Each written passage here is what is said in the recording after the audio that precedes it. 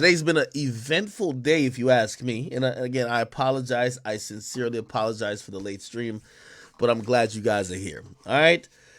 We got a bunch of stuff to get to today. Okay, first and foremost, we got to talk about C Breezy. Apparently, he's now fighting anti-Semitic allegations. My boy said, "Yo, I ain't Muslim, I ain't Christian, I'm motherfucking Paru." This nigga would sound like Whack 100, man. I ain't gonna hold you. We got, of course, and I think this is the main event, if you ask me. We're gonna be talking about T.I.'s son. This nigga is a classic. You know what I mean? You know what's so ironic about the whole thing with T.I. is that T.I. has been a spokesperson, almost an ambassador for hip-hop, you know, of the last couple years. Someone whose vocabulary has now come with newfound moral compass, where everything that he used to indulge in and other things look like he's actually denounced. So when we see T.I.'s son, who seemed to be a spitting contradiction to many things he said, we're wondering why. We'll talk about that in a little bit, all right? A couple other things happening in the sphere. More Diddy news. Not gonna lie, it's not looking too good for Diddy, but there's a lot of other people getting drawn into the mix, and we're gonna kind of get into that a little bit as well. First and foremost, today's Stand on Business Sunday. I know really technically if you're on the East Coast, it's really Monday, but this is Stand on Business Sunday. So I need everybody to spam up Stand on Business, okay? If you don't stand on business one time, okay? If somebody don't fuck with you, they playing around with you, playing on your name, and you had to stand on business within the last 30 days, I need you to spam up the Scorpions. I need to know that my niggas is out here standing on business, okay? Beautiful. We are here. Okay. Where should we start? We got to get straight into it. I know some of y'all are tired, so I'm not even going like lollygag or do none of the bullshit, okay? Okay, chill out. No, this is my little puppy. Chill out. Here we go. Here we go. Let me see. Oh, all right. First and foremost, I'm going to be honest. Let's just get right into the T.I. son thing. This is hilarious to me, okay? And I'm going to tell you why this is hilarious. Oh, my God. Yo, could you put the puppy away, please? Like, I'm working. All right.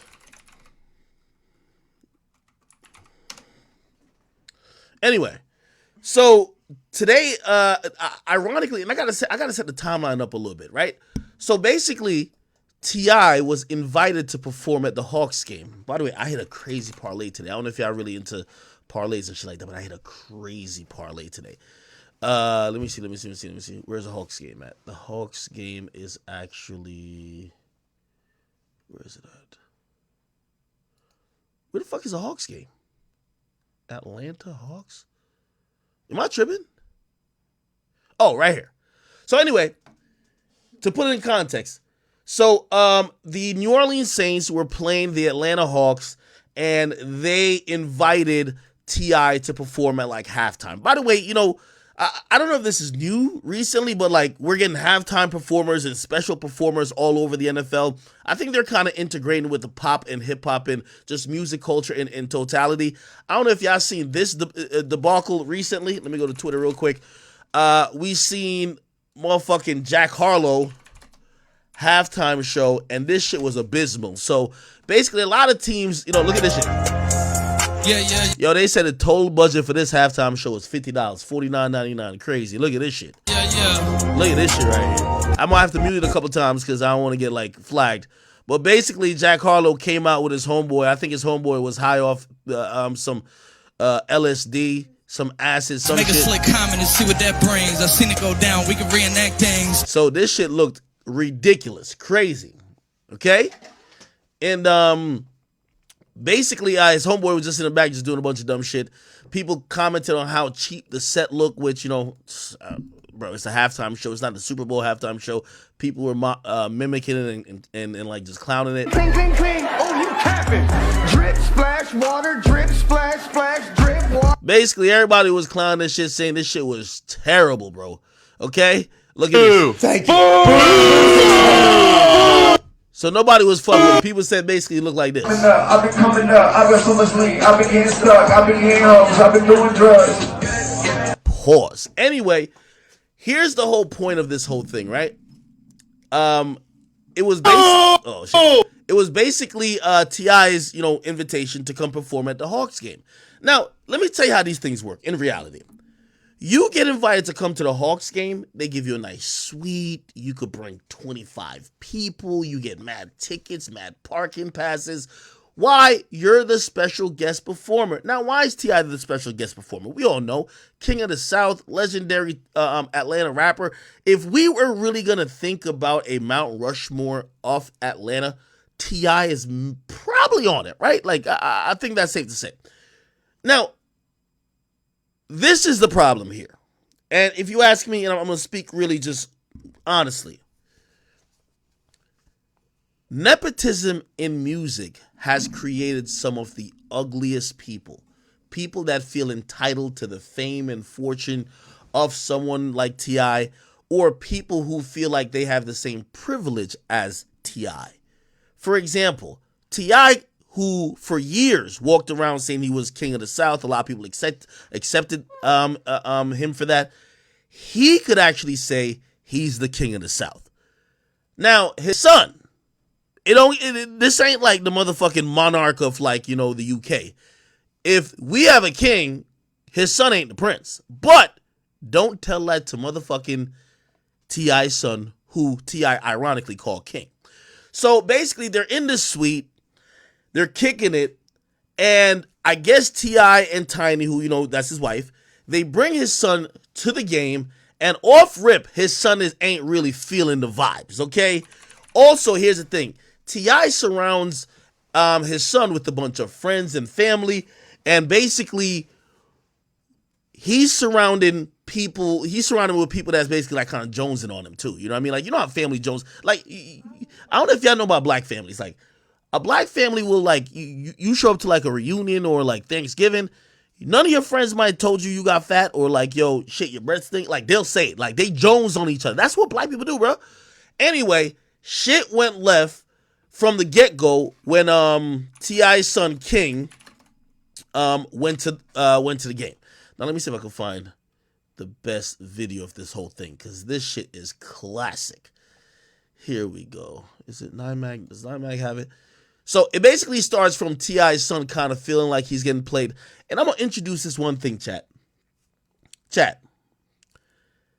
There are people in this world, I've been running into them a lot recently. If you know somebody who feels like everybody's always trying them, it's like an epidemic. Oh, he's trying me. He's testing me. Yo, he think I'm a punk. Beware of those people.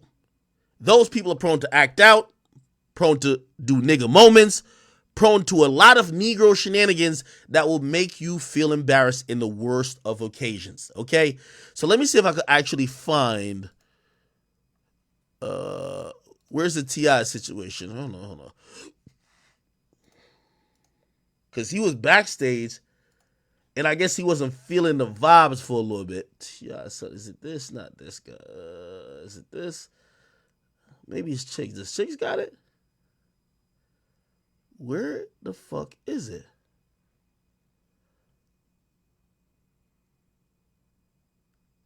Chat, could y'all give me a good video of who has it? Because there's a long version of him being in backstage before he starts getting into it with his parents. So the parents thing is self-explanatory. But you could tell he's following around his dad at the arena, the Mercedes-Benz arena, or stadium actually, and he's kind of feeling like he's the man, but niggas is playing with him. Let me see. Which is it? Is it 9mag? Maybe 9mag got it? Nah, this ain't it. Where the fuck is it? Could somebody send me a link? Oh, all herb. Yeah, this is it right here. This is it. Okay. Okay. Yourself and the family. Y'all niggas is capping like the Falcons. Y'all niggas don't. Okay. But you think that I'm about to be like these other niggas? Okay, here we go. So I think that this was the end of it. Listen. It starts off like this. So this is T.I.'s son. Okay? He's already having a problem with, first of all, and this is the problem with a lot of celebrity kids. they want to be the star. Too bad. You know what I mean? T.I., who's been T.I. for 20 years, is now humbled. He understands he's the guy, whatever the case is. This dude thinks he has some type of, you know what I mean, reign over either Atlanta or over everything. Just listen to him talking before shit goes left. Let me not start talking my talk because y'all gonna throw me out. You hear me? I want to hear you, nephew. And don't nobody else want to hear you. If I ever get kicked out, look, watch this. If I ever get kicked out of this Mercedes-Benz Stadium, I'm gonna go to the original Mercedes-Benz Stadium. You dig what I'm saying? Yeah. You dig what I'm saying? Where's the original Mercedes-Benz Stadium? It smell like peace. Bro, y'all stop playing with me. Y'all stop playing with me. Y'all stop playing with me. Guess what? Where the Saints locker room at? Where they at? With a Saints locker room, man. I ain't even really trying to walk out with y'all, right? Let's be honest. So he basically almost saying he ain't trying to walk out with his family. You can tell there's a little staticky already. Now, here's the thing. This also happens a lot when you see kids who have a certain persona when they're not around their family. And then when they come around their family, the family starts looking at them like, whatever persona you created, that's not you. We remember when you used to wet the bed for 10 years straight. You picked your boogers, you ate it. Nigga, you used to fucking dig your finger in your butt and smell it all the time. We know all your embarrassing secrets, right? He basically is feeling this embarrassed by even being with his kid, being with his parents, which, by the way, this happens a lot. I think, I know a few people that's parents. Usually this happens around like 12 to 15. Not his age. Where like the kid feels embarrassed by their parents.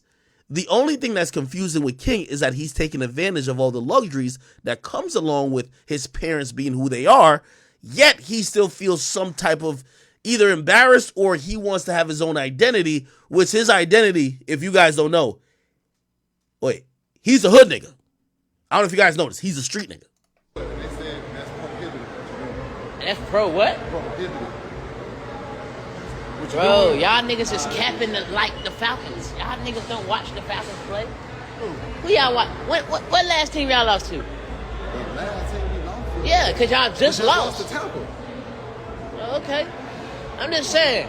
I'm just trying to make sure niggas is really like supporting the team instead of just supporting the city. Because when I support the team, I'm supporting the city. You know what I'm saying? Just let y'all know that. I really ain't,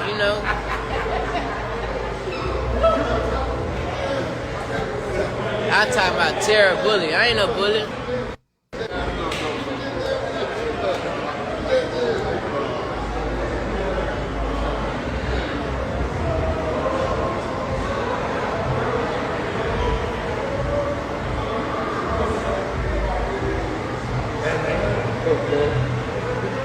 Y'all ain't watching the info, man. Okay.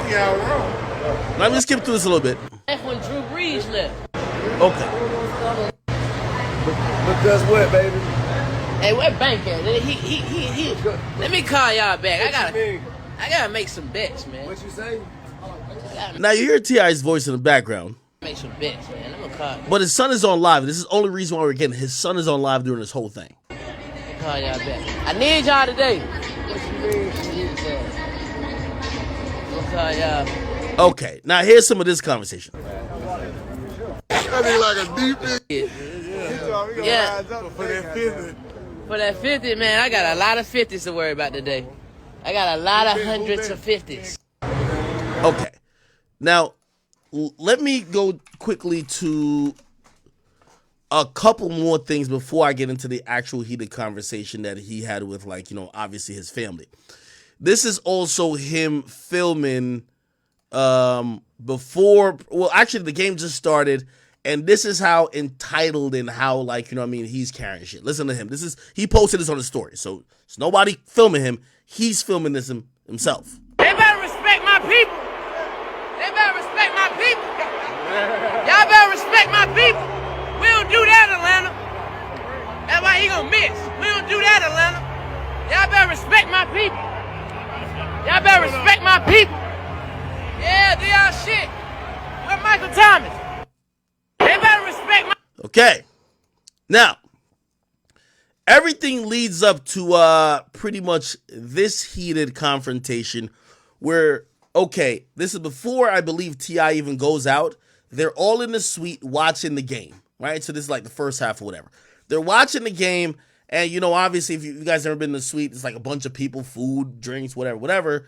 And because T.I. invited a lot of family, a lot of people are there, and they're kind of jonesing. Like, you know, it's family jonesing. They're jonesing even on him, and they kind of jones on him like, bro, like, you not no hood nigga type shit. You know what I mean? Now, you got to keep in mind, he's on live. He's on Instagram Live, so he's offended. He's tight. So they first start saying, yo, listen, man, you ain't really know about no hood life. You never had roaches coming out of your ears and nothing like that. And this is when he goes left because he's trying to convince everybody that he grew up in the hood. Here we go. King, have you ever woke up with a roach on your face? Here. No, that's not the goal. All right, then. So there it goes. In your ear. I don't know what you're talking about. I got in the neighborhood with me that broke up with roach in your ear. Y'all want to go to the bando and man my neighborhood? Do y'all want to go to the bando? Do y'all want to go to the bando? To make him look better, he said he know not true. Silver spoon, I ain't never ate with that day a day in my life. Nigga, you did have a silver spoon. Look, Tip used to have to come to my grandma's house because I'm getting in the fight. You cried like a baby. Now, here's the thing. And, you know, this is we have to have a lot of real conversation about this. We're going to get our jokes off and shit like this, but we're going to have nuanced conversation down the line because this is the second time I'm hearing this. Boosie said this too. Remember, his daughter was backlashing and kind of going crazy on him. Why was she grown like that? Well, she said pretty much she never grew up with him. He was incarcerated when she was pretty much getting her bearings and like doing her thing. This kid is now saying, yeah, I didn't really grow up with y'all neither. I grew up with my grandma, and my grandma lives in the hood. So y'all are rich, you're right, but like I grew up with my grandma. So he's thinking he's a hood nigga because he grew up with his grandma, and his grandma live in the hood. You to go to your grandmama's house. Every day. You to hold your breath Every and day. throw tantrums to go over there. I don't want to be in these gates. I want to be outside in the neighborhood. Yo, chat, that's one of the most ridiculous statements I've ever heard.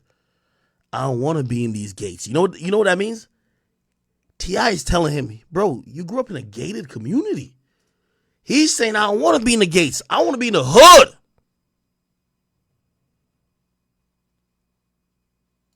That's why I want to be over there. But they don't understand that. No, I'm gonna tell you the reason why. Now, I'm going to be honest with you, and I'm going to keep my criticism light about all this because this is family issues. And I will say to T.I. or Tiny or anybody else who might get upset because you're going to have a lot of people critiquing and commenting on your family life. If you had a handle on your son and could have prevented him from going live or telling him to shut that live off, y'all could have handled this internally and nobody talks about it. Your son is live the entire time. Clearly there's alcohol and probably other shit flowing. Y'all are also indulging. And with all due respect, Tiny, you're his mom. You're grabbing his phone, trying to talk to the audience as well. Also, you know what I mean? Again, I'm really going to be very careful with my criticism, but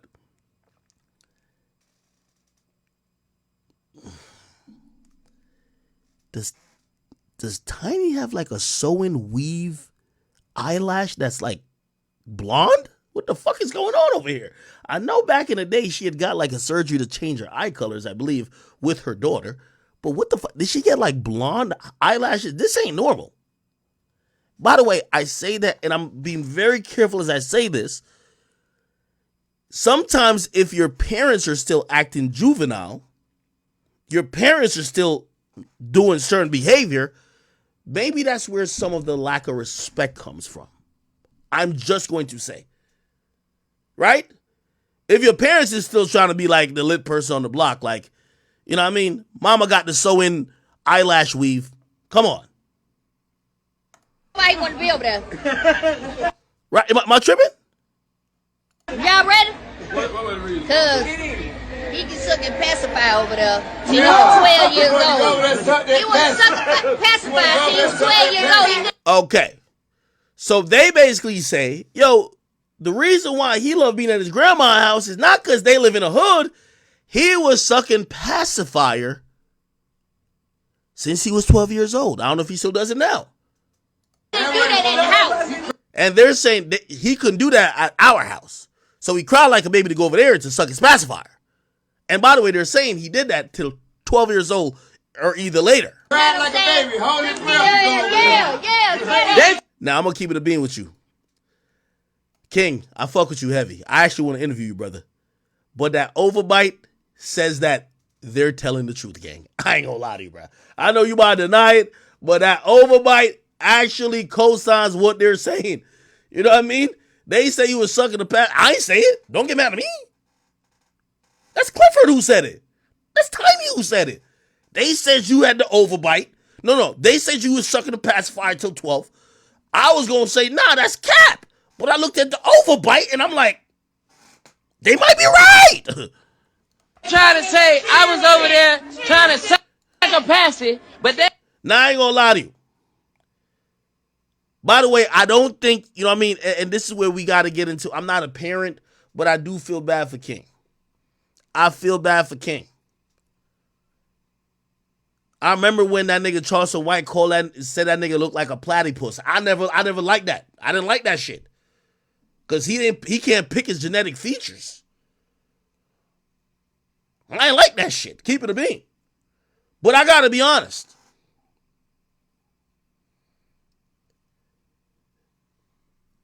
If he was sucking a pacifier till 12, I'm just saying, bro. Like, come on, bro. Like, come on, bro. They ain't gonna tell you everything like that. They trying to hide it. Ain't nobody hiding Sugarcoat it. He capping. He capping. Hey, he know I stand on business. He know that. Can't no nigga ever pull my car ever in life. I stand on business. You drop me somewhere, I stand on business. You drop me in your hood, I stand on business. Okay, now this is classic, showing out. This is what happens. And by the way, again, this is a nuanced situation if you really ask me. This is what happens when a parent tries to embarrass a son or embarrass a kid who thinks he's a grown man in front of strangers, right? It's one thing, like, sometimes you ever go to like Thanksgiving table or like it's Christmas dinner or something like that. Your mama might look at you and be like, damn, you getting fat as hell. And like, obviously she's just telling you the blatant truth, but she's telling you around family. So like that criticism, you ain't gonna be that tight about. Even if you don't like it, you ain't gonna be that tight about. They're in this skybox. T.I. and them is, whether they wanted to do that or not, I think they wanted to humble him a little bit. Like, yo, bro, stop with this gang, like, stop with this like hood shit, bro. You grew up like very privileged. Oh, your grandma, nigga, you went over there to suck on your pacifier. Stop it, boy. You know what I mean? Now you have the son who's feeling offended. He feel like he's getting little broed, especially in front of maybe extended family and other friends. So now he's turning up. He's on some I'm standing on business shit. I don't feel like you stand on business. Yeah, I've been stood on business. I've been stood on business. You want to hide it for the world? I'm going to put it out there for them to see. Hey, man, I want to put up nowhere. You ain't had me put up nowhere. Like, you ain't had me behind the mansion. I was outside doing what I wanted to do.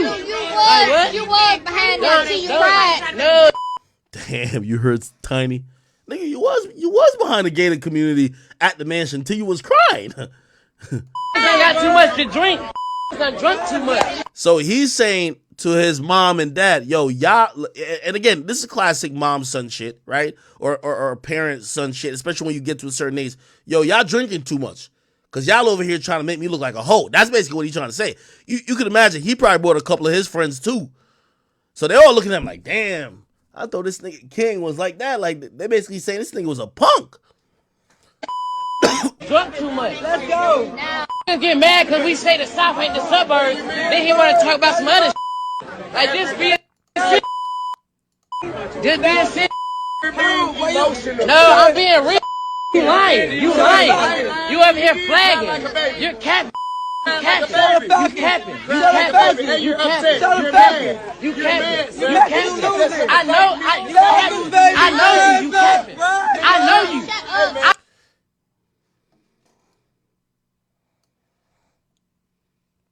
Yeah, that nigga was sucking on that pacifier until 12, nigga. I ain't gonna hold you. Yo, King, don't kill me. Don't kill me. I know you gangster. I know you don't kill me, bro. But yeah, I'm sorry. Don't kill me, bro. Don't kill me, bro. Somebody said, was this from personal experience? Nah, this ain't from personal experience. I don't have those issues with my parent particularly.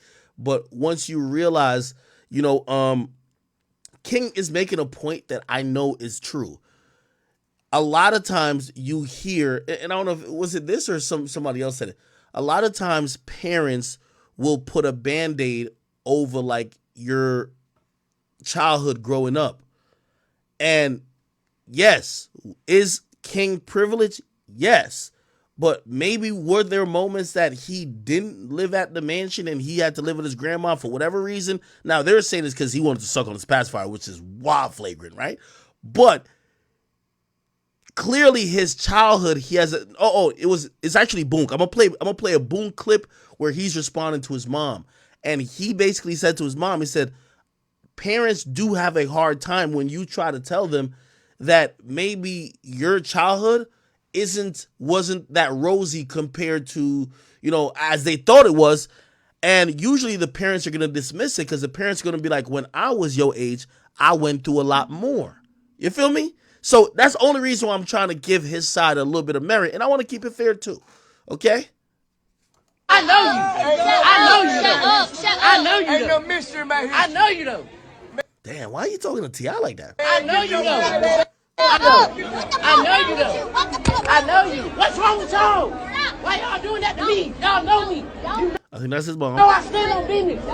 You know I stand on business. Why? You know I stand on business. Yo, I'm gonna be honest with you. T.I. Until I remember when Charleston White, which by the way, I think Charleston White was definitely really aggressive in how he was speaking about your son and also the son of like Boosie and other people. But you can't be the hip hop ambassador who is trying to impart knowledge and wisdom on other people's kids when you seemingly have a problem at your home with your kid. And by the way, I mean, of course you could do it. I guess people are just going to look at it a little bit weird.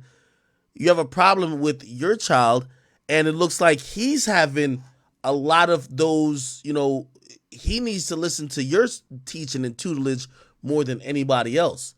Your kid is a privileged kid who seems to be idolizing hood and ratchet and ghetto and criminal behavior. It's not really, growth and development, especially when it comes to somebody like you who have been in the game and you've done a lot of bullshit, but you worked to get to the position you are now that you could live a better life. It seems like he's going backward while you're trying to go forward. Why you even letting somebody play with me like that? Why you letting somebody play with me like that? Somebody said Boosie not having those problems. Well, Boosie always struck me as the type of person that he'll elbow a kid in his jaw. Like, I know that sounds crazy, but Boosie struck me as a nigga who will elbow his kid in his jaw. Actually, Boosie struck me as a nigga who would pull a gun on his kid. I ain't gonna lie to you. I don't think Boosie having these problems at all. Boosie struck me as a nigga like, yo, his son acting up, he's pulling a blick on him. Because Boosie's like that. King always struck me, or T.I. always struck me as, listen, my son will learn in due time, but I don't need to do anything out the ordinary to kind of get him to acquiesce. Feel me? Why you letting him play with me like that? Why you letting him play with me like that? No, ain't no joke. So he's asking the mom, why you letting T.I. play with him like that, which is so crazy. Ain't no joking. What do you mean? You are embarrassing yourself. You embarrassing yourself. You are embarrassing yourself. You are embarrassing yourself. Man, what is you talking Get about? off me, like, what the fuck? Man, get off me, Well, you can't do nothing with me. Ain't shit you can do with me. King. Okay. So apparently he started either choking out T.I. or T.I. started choking him out, but somebody got snatched up a bit. Unfortunately, this is now a public incident. By the way, again, this is some family shit. And I hate that it is public for them because let's say T.I. and Tiny were drunk, and let's say this nigga like really just was acting out or just ego or whatever the case is. All this was fueled by the fact that it was all on Instagram Live. Here's the point, man. Yo, King is one of them niggas, and I'm telling you, this is from personal experience. I'll tell you this. I gotta find a term for it.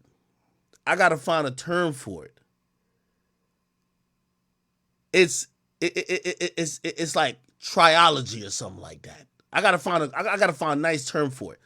I know a few people, just honestly speaking, who walk around this earth and at any little thing they feel like people are trying them. They're testing their gangster or their Negro image or whatever the fuck they have built up in their mind to inflate their ego. They're always victims. Yo, why you trying me? Now, this is people who are usually misunderstood, confused, and lack the understanding of reality. Now, let me tell you their common reaction mechanism. It's always this dumbass stand on business shit. Oh, you feel you're being tried because your parents said you lived a good life? Do you know anybody like that in your life? Somebody's always trying them. Yo, why they trying me? Why they playing with me like that? Yo, they think I'm a hoe? I know a few people like that. I'm looking like nobody thought you were like. What are you talking? Nobody's trying you. Like, what are you talking about? Those people are delusional. Delusional.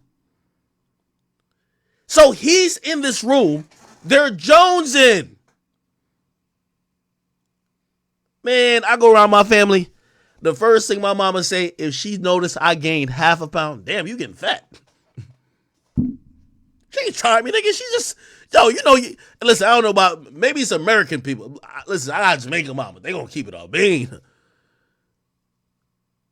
Shit, you try to whisper something like, damn, your breast stink. What the fuck, nigga? You brush your teeth? Give it up. Damn, nigga, when last time you been to the dentist, your teeth getting a little yellow. What the fuck? Damn, nigga, you so, your shoes look crazy. Like, they'll tell you the shit your friends even won't tell you. That's not trying you. That's family banter. Now, the reason why I think King suffers from that is because he's walking around with this ego and wanting to prove some shit. He wants to prove that he's gangster, that he's standing on business. Now, remember I told you, the people who walk around in life thinking everybody's trying, which, by the way, they always lack common sense to realize you're the common denominator. How come you're the only person always getting tried? Everybody's always playing with you. It usually encourages a crash out. Oh, okay, now I got to stand on business. Because I got to show these people I ain't no hoe. Your family's making a joke with you. You could joke back at T.I. Even though it's your dad. Now he's getting upset, I'm standing on business. Not realizing how ridiculous and how idiotic it sounds. T.I. even tries to have a moment of, yo, you know you're embarrassing the family. Again, the people who say this, let me tell you this, you know the person I'm talking about in your crew. If you don't know that person, that's you. The person who walks around, they're in the club with you. All right, y'all in the club, y'all vibing this and third. You know what I mean? With everybody taking shots, whatever. All of a sudden they tell you, yo, that nigga keep looking at me like he trying me. Like, no, he not. Like, what are you talking about? He's not looking at you. The fuck you talking about? Nigga, we all just, bro, like, he looking at the bottle of girls. We all looking over there. Like, he's not looking at you. All right, go back to dancing, whatever. Yo, this nigga's playing with me, nigga. He just ordered 5 more bottles. It's like he think I'm broke. No. He just wants to order bottles No, he's playing with. You know people like that, Jack. That's King. Insecure. Lacks self-awareness. Thinks everyone. It's also main character syndrome. Everything revolves around you. Can't take a joke. They dish it out. When it comes back to them, people playing with them. People trying them. Yeah. I know a couple people like that. I know a lot of people like that. They clown all day. Somebody say something to them. Wait, is he playing with me right now? I'm like, bro, no, it's a joke. Nah, chill out. Now, just chill out. Yo, he think I won't swing? Yo, hold on. Yo, we're in the club. Like, bro, like, we having a good time. Yo, bro, like, let's take another shot. Now, yo, what's up with this thing? You think I'm pussy? Bro, he don't even know you. Yo, relax. Just calm down. Like, we're having a good old time. Yo, I'm gonna snuff. Yo, no, brother, this is that person. That motherfucker right there, bro. That's king. Do y'all know that person in your life? If you don't know him, it's you. The nigga who think everybody trying him. So now this guy over here is thinking his father is trying him. His mama is trying him. Again, this is why I wouldn't even go live really around my mama. Because you know your mama got some embarrassing shit you used to do. So the mama gets on the thing and be like, yeah, the only reason why he really went to his grandma's house, that was wherever, is because he just wanted to suck on his pacifier. Now he's extremely upset. Now, we do have to not only blame him, but we got to blame T.I., man. T.I. has let this behavior go on for so long without checking it, when he seems to be the person who likes to check the behavior of everybody else. You know, ironically, and by the way, you know, T.I., like me and you spoke on the phone, especially when it was about Reginae, and I thought it was a very good discussion, and, you know, all blessings to Reginae, despite what she says about me, all right? I get it, you know, it's Wayne's daughter, and she's a woman, you know, like, these days, I'm starting to tune women out, because they can say anything to you. You say one thing to them, they start crying and hooping and hollering. You got it. But T.I., you have to now start realizing people are looking at you. And at first we gave you a pass because it was like, well, it's your son. You got to allow him to grow. But he seems to be the prototypical example of what hip hop shouldn't create.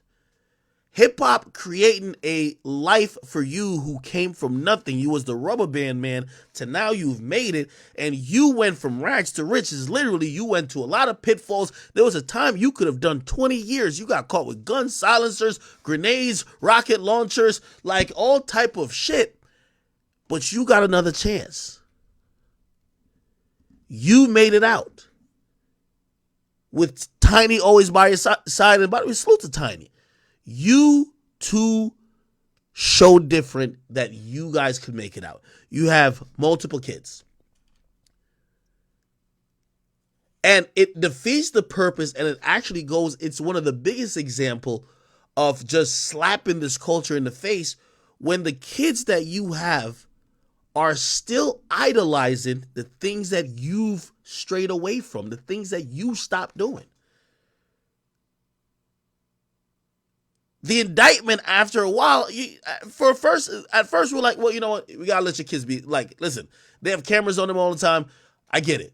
But at this point, your son been running around for the last 3 years saying he stand on business. He's like that. He's about that life. He gonna do something to people. Hey, it's at the point we're looking at you, T.I., and we're now wondering about your parenting skills. Now, I'm not here to impugn someone like Tim because I have so much respect for T.I. T.I.'s one of my favorite rappers. But one thing I like about what Boosie did, and now I'm talking about Tootie Raw, and I'm talking about his daughter as well, but I'm going to be very careful. I know these are people's kids. Boosie admitted that him not being around, him running the streets, him being incarcerated, had a profound effect on how his kids grew up. His kids grew up idolizing and looking towards some of the things that if he was around, they wouldn't. Because he would show them like, listen, this shit ain't cool. I sacrificed this for you to have these luxuries. And maybe they could have turned out a bit different, so he takes some accountability. I'm wondering with T.I., does he take accountability? You see, hip-hop, you know, as we pass the 50th year of hip-hop, the anniversary this year, are we talking about some of the parents? Because a lot of the bad habits and some of the drug addicts and some of the, you know, even killers that came into hip-hop was, you know, by the product of bad parenting, which sometimes you can't blame the parents in those sense. It was blaming the community. But you kind of have no one to blame when your parents are fucking rich, successful, millionaires who are also then, you know, there was a time where he was putting the cameras in his kid's face. The first time I saw King, I saw King on a reality show. He was a little boy. Let me see if I can find those old ass episodes. He was a little kid. Yeah, family hustle. This is what it was. In a minute.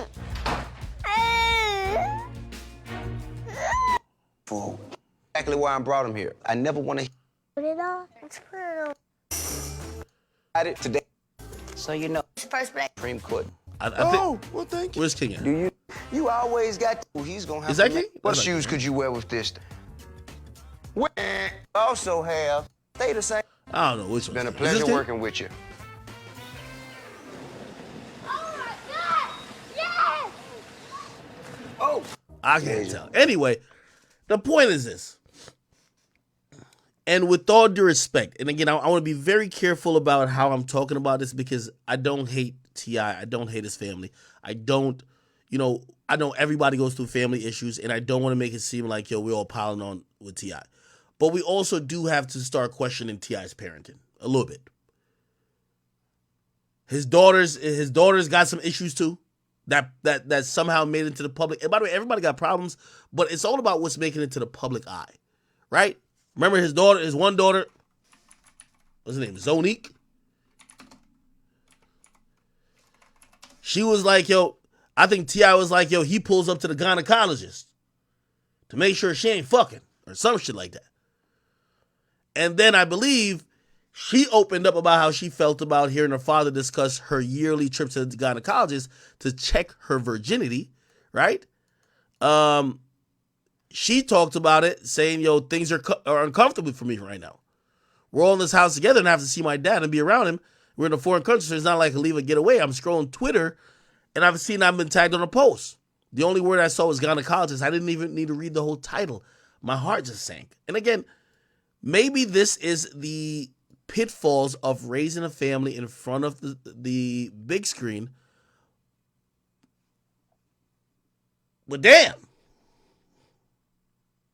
Somebody said, that's Deja? Oh, no. I thought it was Zonique. My bad. Sorry, it is Deja. You're right. I mean, honestly, I'm embarrassed. Definitely for sure. She told her cousins. I'm trying to put it in the back of my mind, so I'm really not thinking about it. I know it's not healthy, but I've been doing that since a child. Adding that T.I. been going with her to the gynecologist since she was 14 or 15. She said that she couldn't have said no to his coming with her. T.I.'s mom, Deja, confronted the rapper. T.I.'s mom, Latrice, Deja's grandmother, confronted the rapper over his comments he made on Ladies Like Us podcast on an episode that has since been deleted, and he told her that he did go with her to those appointments. While Latrice trying to convince her son to talk with Deja, he refused, saying, if Deja hasn't come to me, why would you disrupt my energy with that? I told a joke that was laced in truth with a lot of major embellishments. Okay, I was speaking in past tense. People thought I was speaking in present day. I need more time to figure out what I want to say, but things are completely awkward between me and okay. And I think this was Every time you order McDelivery in the app, you earn points towards free food.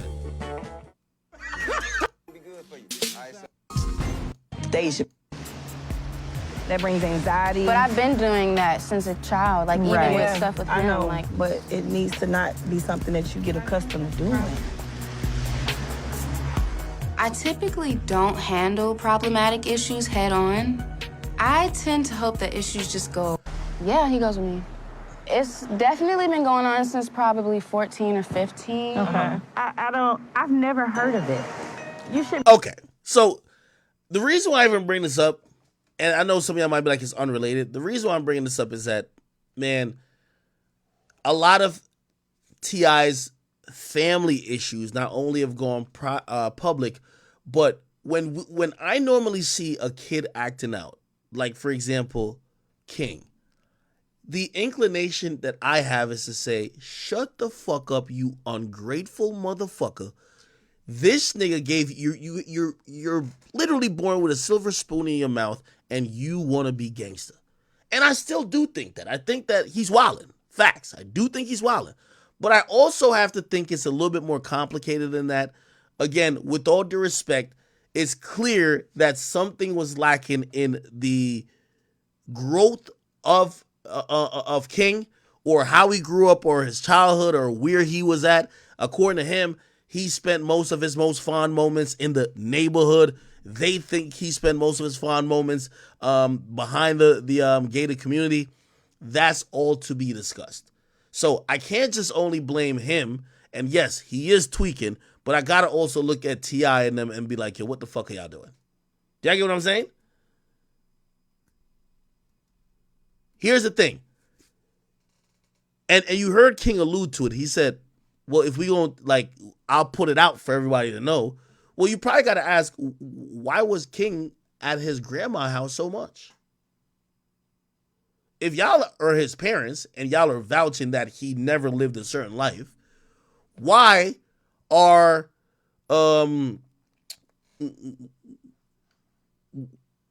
why was he at his grandma's house so much? Anyway, to further highlight that, I'm going to show you. Let me see. I think she's just did it. I think. Here we go. Boonk recently spoke on his father. Or no, his mom. Boonk say cheese TV. Here we go. Give me a second. I'm going to find the clip.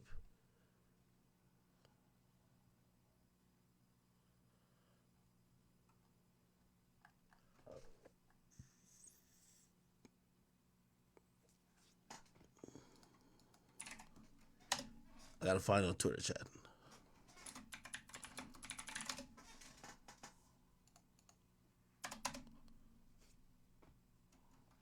Okay, here we go. So finding the original video.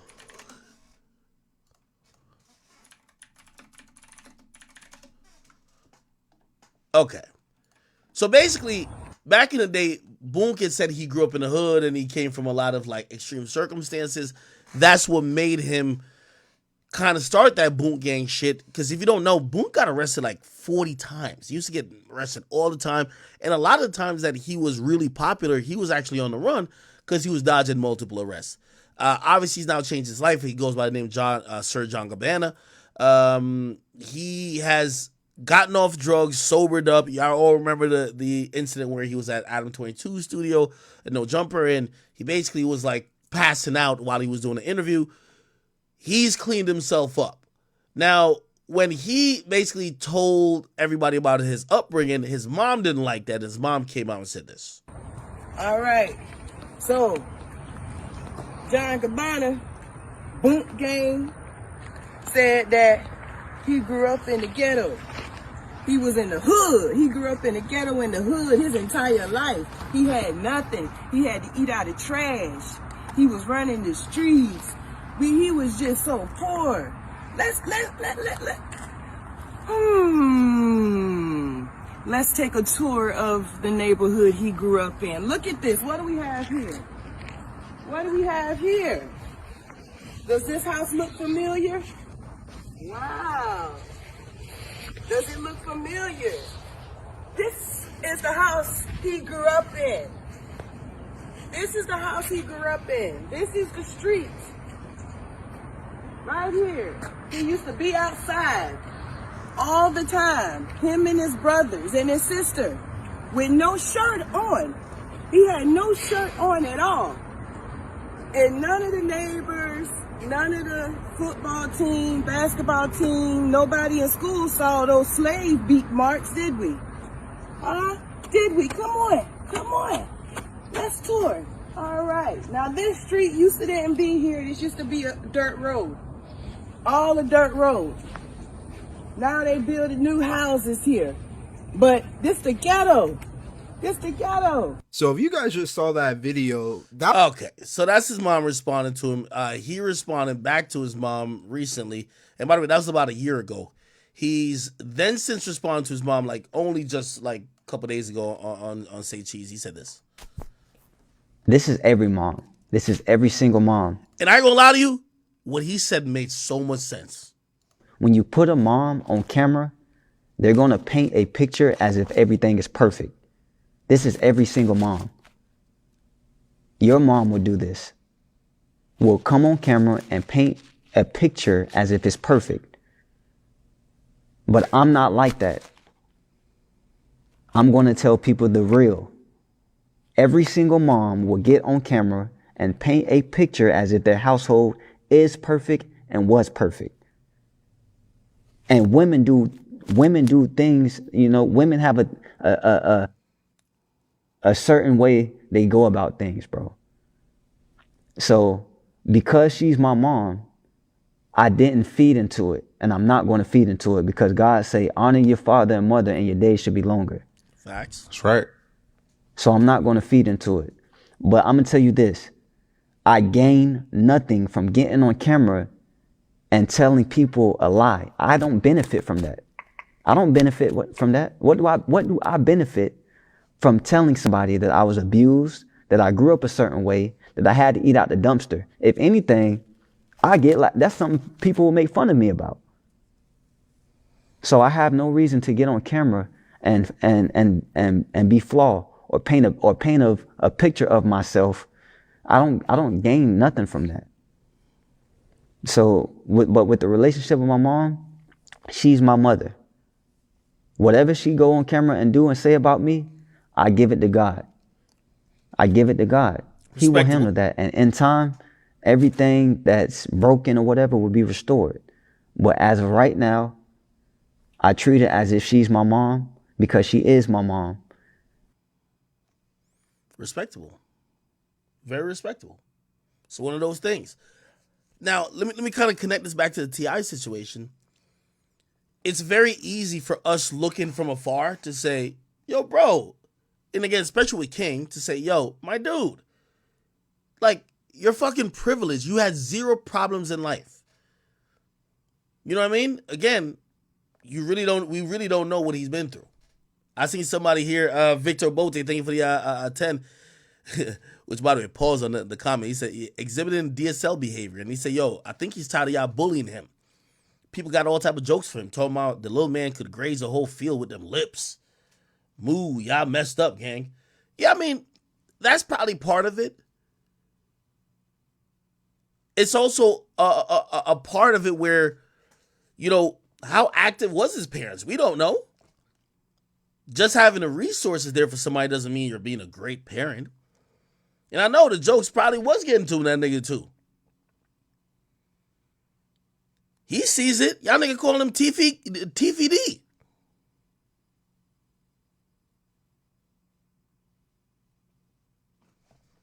So I do think that when it comes to King, he's been kind of already feel like he's misunderstood. Now, granted, I do think these things should be handled off camera, like, honestly. And I think his parents should either, number one, if y'all weren't going to check him, y'all should at least respect him as a man and try to deal with his issues rather than hash it out on live, right? Or just check that nigga and tell him to shut the fuck up because you're the parent and he's a kid. I ain't gonna lie, my mom could tell me that.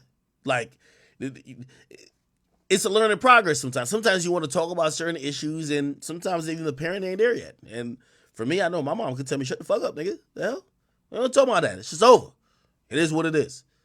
So for me, I look at T.I. entirely and say, y'all got to either tell him to shut the fuck up and check his ass, or y'all have to deal with whatever emotional trauma he has. He clearly has a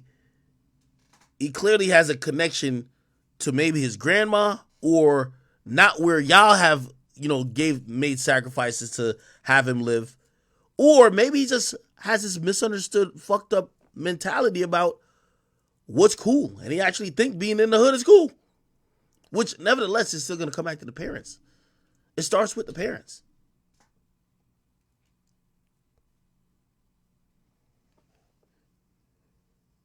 I'm just saying, y'all got to stop playing with, y'all 100% just got to stop playing with my boy, man. Okay?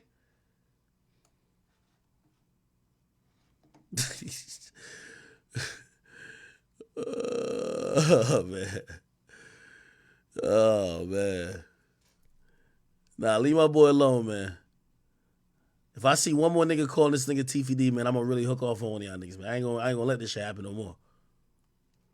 Okay? Okay. So you can't talk about the hood when you have a diamond chain, let's be real. Well, here's the thing, too, though. I'm glad you said that, whoever just said that. Triple C, thank you for saying that. Well, you got to realize, when he was born, he saw his father talking about the hood while his father was rich. I think that's where y'all missing it.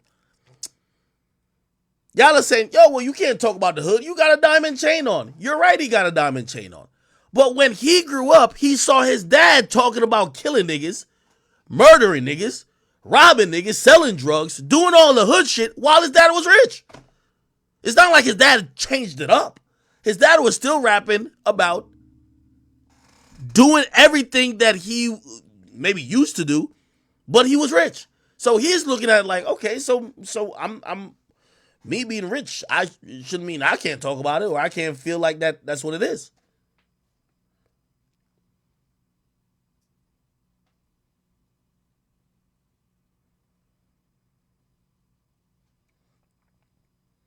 Somebody say grew up in a mansion? Nah, man. Listen, all I'm trying to tell y'all, man, just leave this boy alone, man.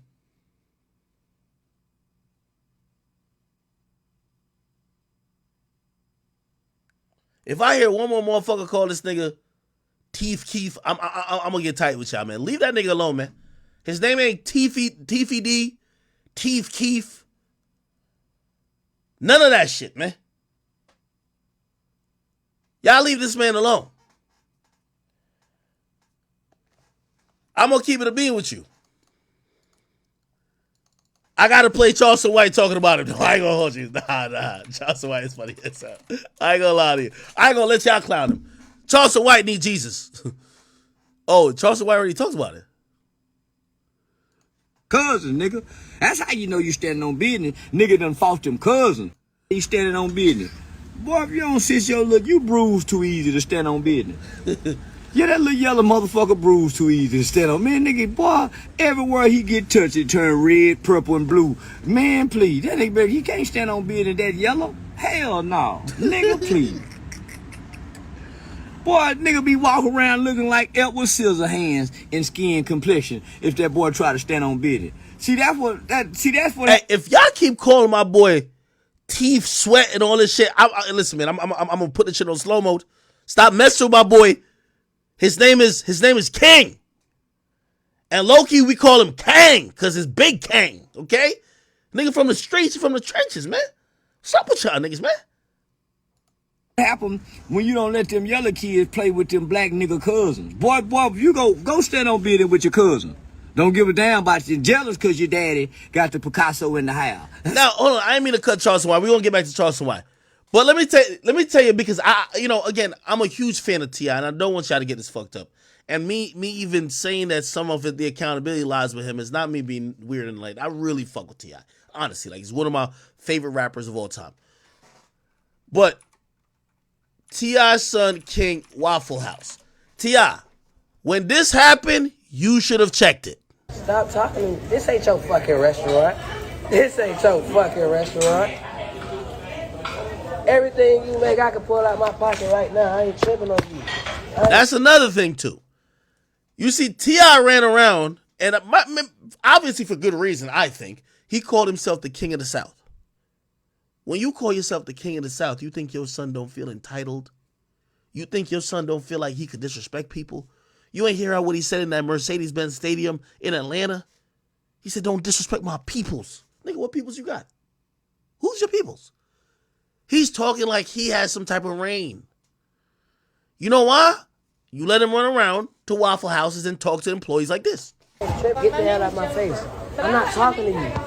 I'm not talking to you. Who the hell is he? What's your name? This is another thing too, and I don't know if T.I. has told his son this, but T.I. again, it appears that maybe the parenting wasn't done. You know, it says it takes a village to raise a child, and this is true. For what you have not taught him at home, he's gonna learn on the road, or learn from other people who will humble him, or he will learn from now us giving public commentary to him, because these should be private issues. Your kid having some behavioral issues should be private. But here's what's happening. Every time King gets in a situation where he thinks he's standing on business, his phone is out. He's on live. What does that tell me? He's seeking validation. He wants to let people know, oh, I'm being a gangster right now. I'm being tough. I'm standing on business. Also, when he has the phone out, now the ego is at an all-time high. He refuses to get disrespected because now he has an audience.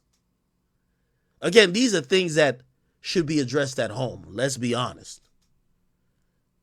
Well, you got nannies, butlers, chauffeurs, drivers, maids, two parents, an extended family, uncles, aunties, sisters, cousins. You have so many people who are there to help raise a child with all the resources in the world. Best schools, best facilities, best daycares, best.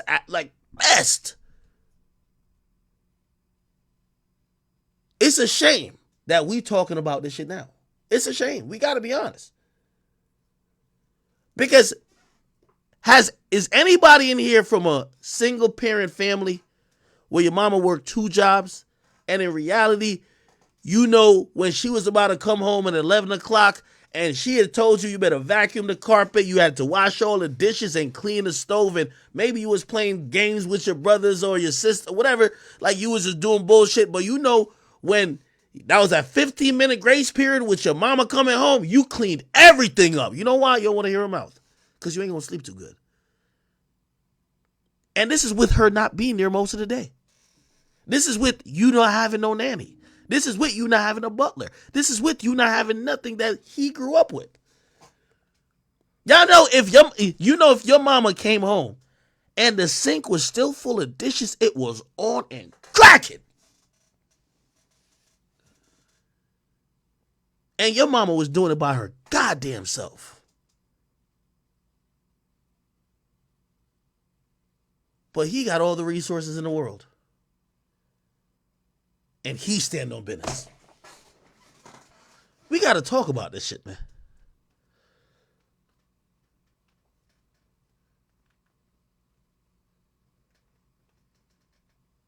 Y'all got to leave...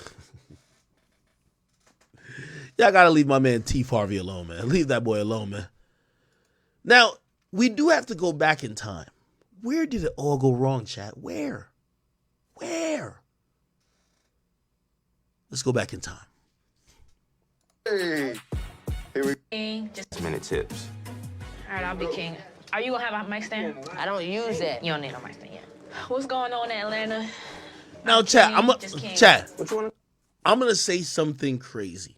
Not crazy, but this is a theory of mine, and I do know I want to continually say, because I'm not trying to say none of these things to offend or disrespect. I'm trying to say these things because it's been made a public matter, and people do have to speak the truth about it or speak honest opinions about it.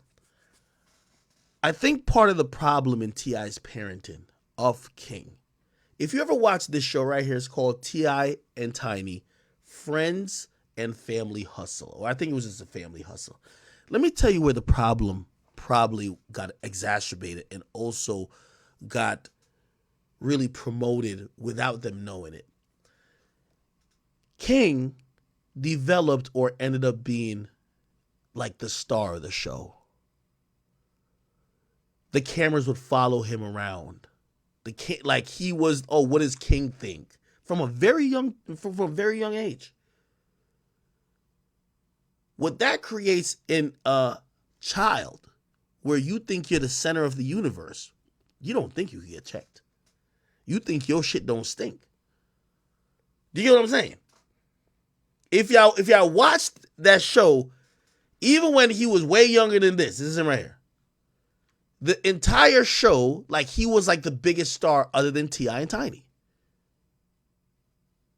When you are bombarded with so much attention early on. Look what we're seeing with people growing up, whether it's little Tay, all the childhood stars that grew up because they had mad attention when they were younger. Bro, we see a pattern, right? You know what I'm saying?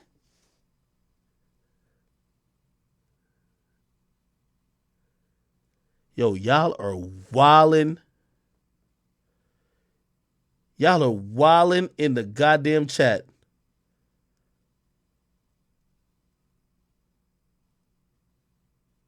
Yeah, what the fuck? Oh, somebody said it was Major. Well, Major was one of the stars too. Yeah, actually, it was Major the star, but he was ancillary too.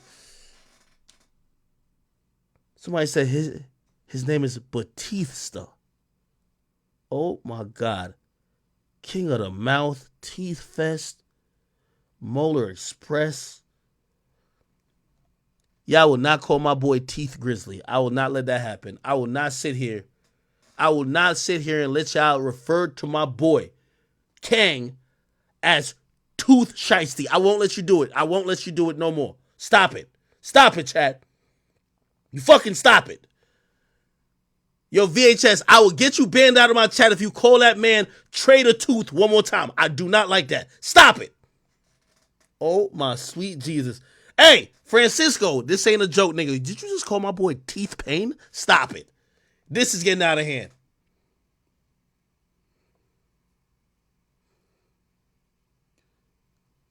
Y'all need yo. Yo, why does yo, y'all gotta cut this out. Yo, y'all would not call my boy Central Teeth. Nah, this is getting out of control. This is getting out of control. All right, man. We're gonna have to move on, man. We're gonna have to move on. Anyway, the ironic thing about after everything happened is does he realize? Does he have some self-awareness? I hate this new world we're in where people think that public embarrassment means you're standing on business. I really hate it. You didn't stand on business. You embarrassed the family name. You didn't stand on business. You now have everybody explaining your fuckery. You didn't stand on business. You are just a fucking embarrassment. I keep seeing that behavior from individuals who do embarrassing shit. Yo, why did you fight this chick at the club? Now stand on business. Bitch, you were standing on the couch doing dumb shit and you were drunk. No, you ain't standing on business. You fucked up the business. How are you standing on business while fucking up the business? You know what the actual business is? And this is the thing about these people making up these random terms that means nothing. You know what the actual business is? Mr. Teeth Keef. The actual business is that your father is such a great musician and legendary that he's being invited to perform at the halftime show. That's the business. He's been given the biggest suite for free. That's the business that you're invited to. That's the business. That now when they see this hooligan behavior and they've now gone viral because you over here are trying to prove you're gangster, not up there in the nosebleeds squabbling with the, you know what I mean, the water boys from motherfucking Lenox Small or the niggas from Cleveland Ave. You're in a cozy box suite. You know what the Atlanta Falcons people who booked T.I. is going to say? Maybe let's not get T.I. next time. His son shenanigans is overshadowing the game. The game that we won. His son's shenanigans about him standing on business is now being reductive in what we needed to promote not only a presence of Atlanta, but promote something that was going to encourage more people to show up. You're not standing on business. You're ruining the business.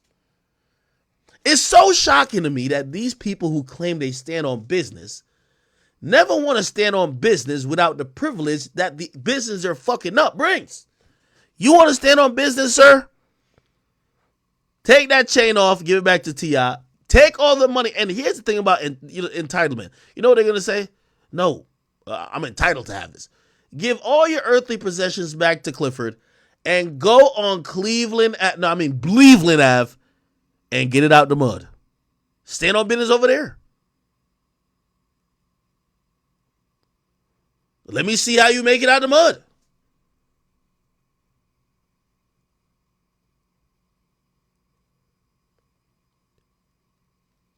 The phrase stand on business, I wish would be replaced by one better. Stand on your own fucking 10 toes. Stand on your own reputation, You're not in that box suite without T.I. Stand on your own reputation. Stand on your own merit. Because every headline today doesn't read King Harris. It reads T.I.'s son. Stand on your own. Don't go to these events because they don't want you there. They want him there. They didn't invite you to perform. They want him. Don't stand on business. Stand on your own merit.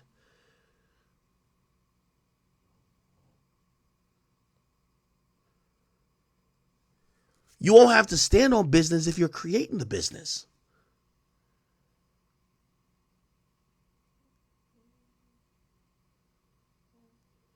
But again, we're constantly reminded that a lot of people aren't comfortable with the position.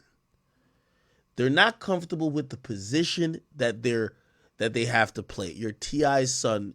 I know you're rapping.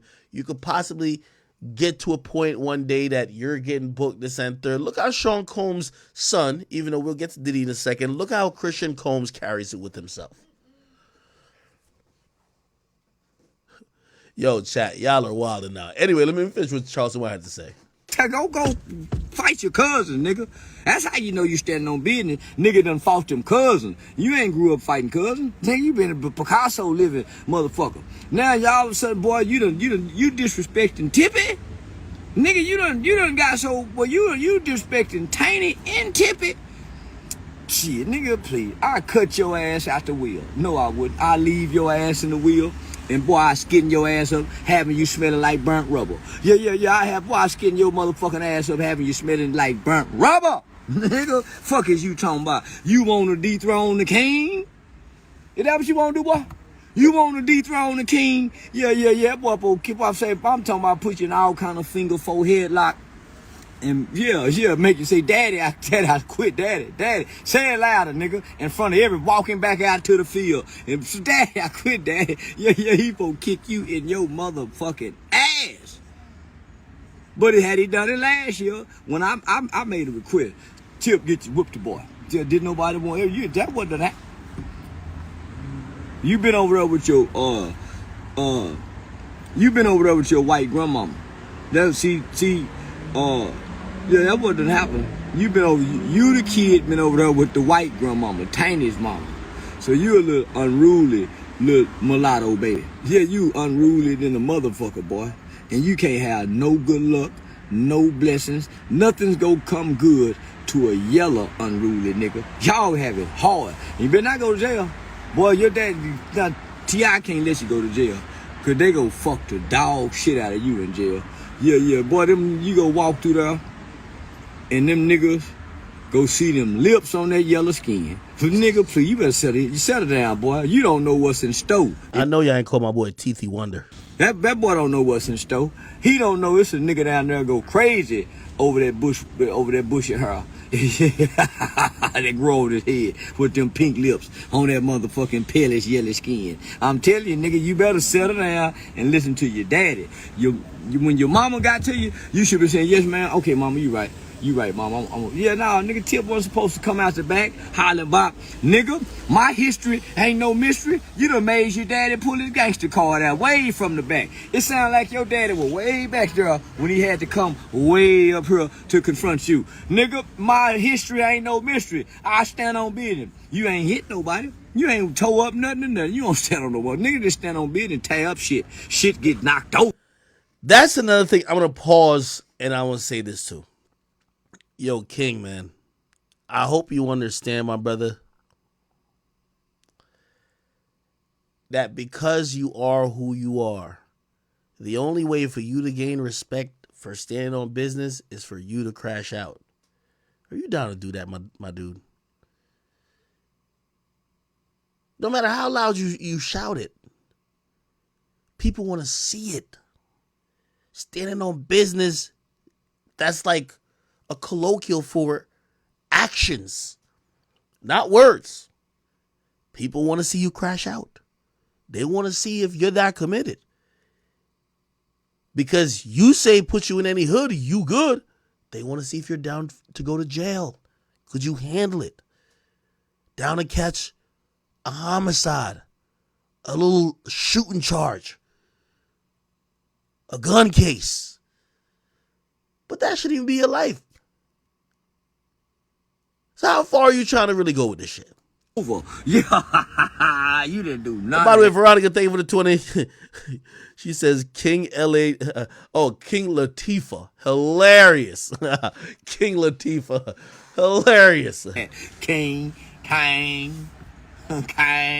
You didn't do none of that. Miles Connor, thank you for the 10. He says, yo, Ak, you have to realize that he's a product of bullying. He was a very tiny kid that would flex because of his parents and would get whooped in school.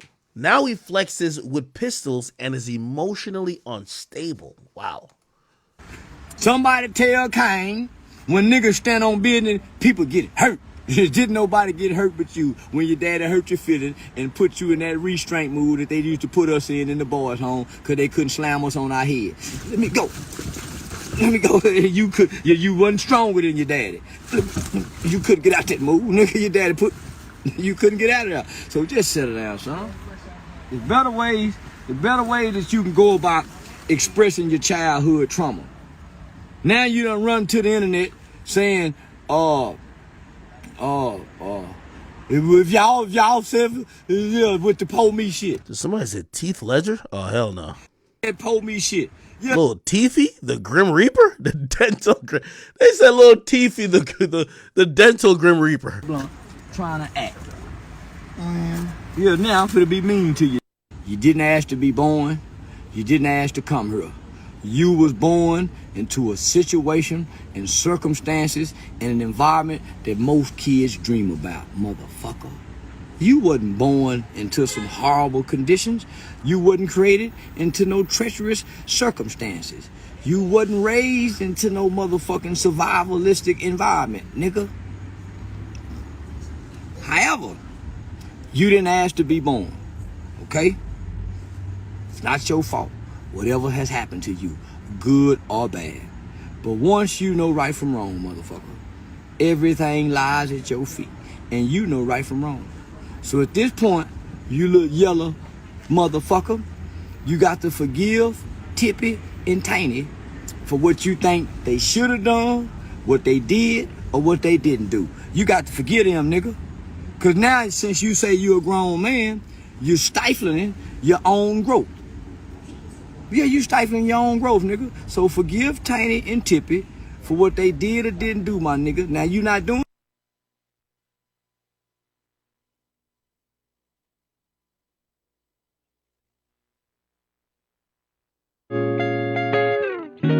son. Y'all didn't have nothing to say about me. He was fucking with everybody crying about me fucking with Boosie.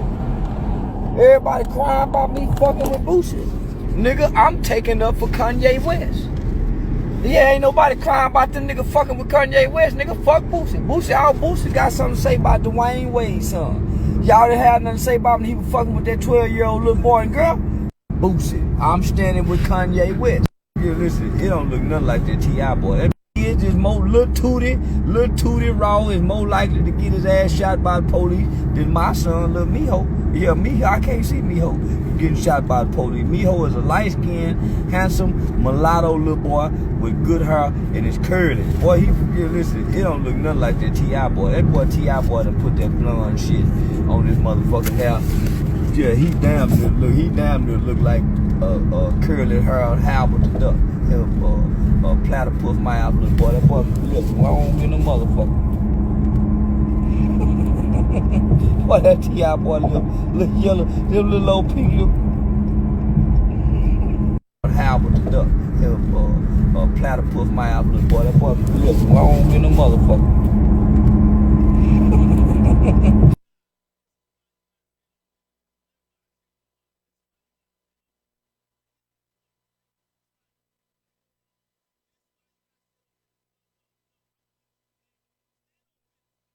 Boy, that T.I. boy look yellow, them little old pink look.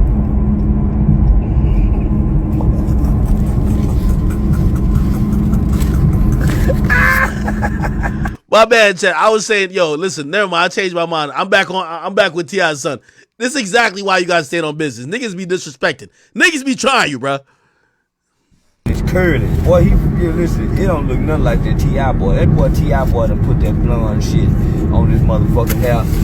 Yeah, he damn near look like curly hair Howard the Duck. Platypus mouth look, boy. That boy look long in the motherfucker. Boy, that T.I. boy look yellow, them little old pink look.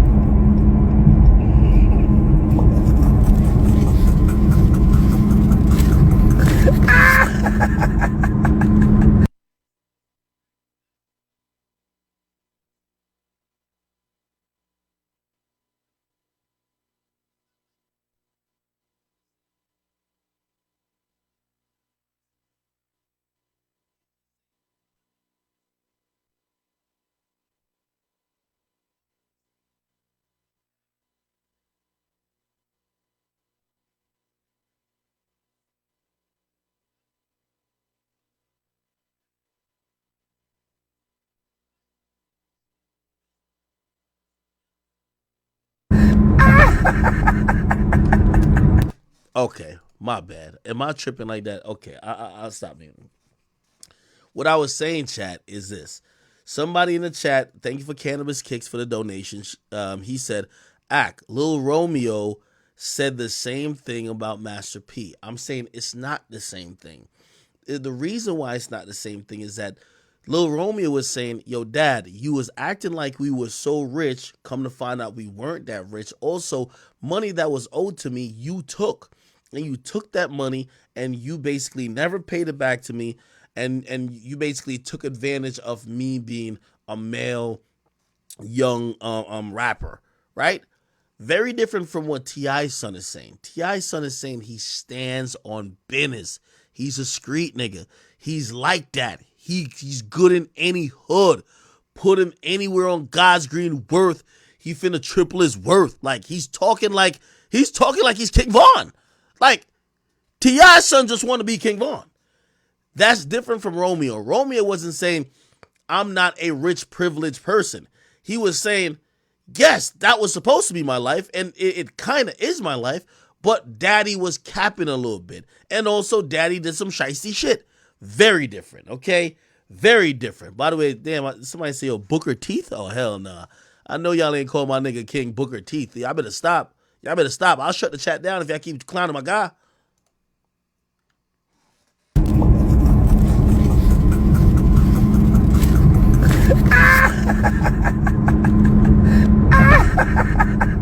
By the way, KOA Elixir, thank you for the $100. He says, who do I connect with? I want to come up on the podcast, successful entrepreneur, no scam stuff. Email me and tell me what you got going on. I'll try to review it. You know, you should know my email by now, or if not, get it from Mod. Yeah, this is bad.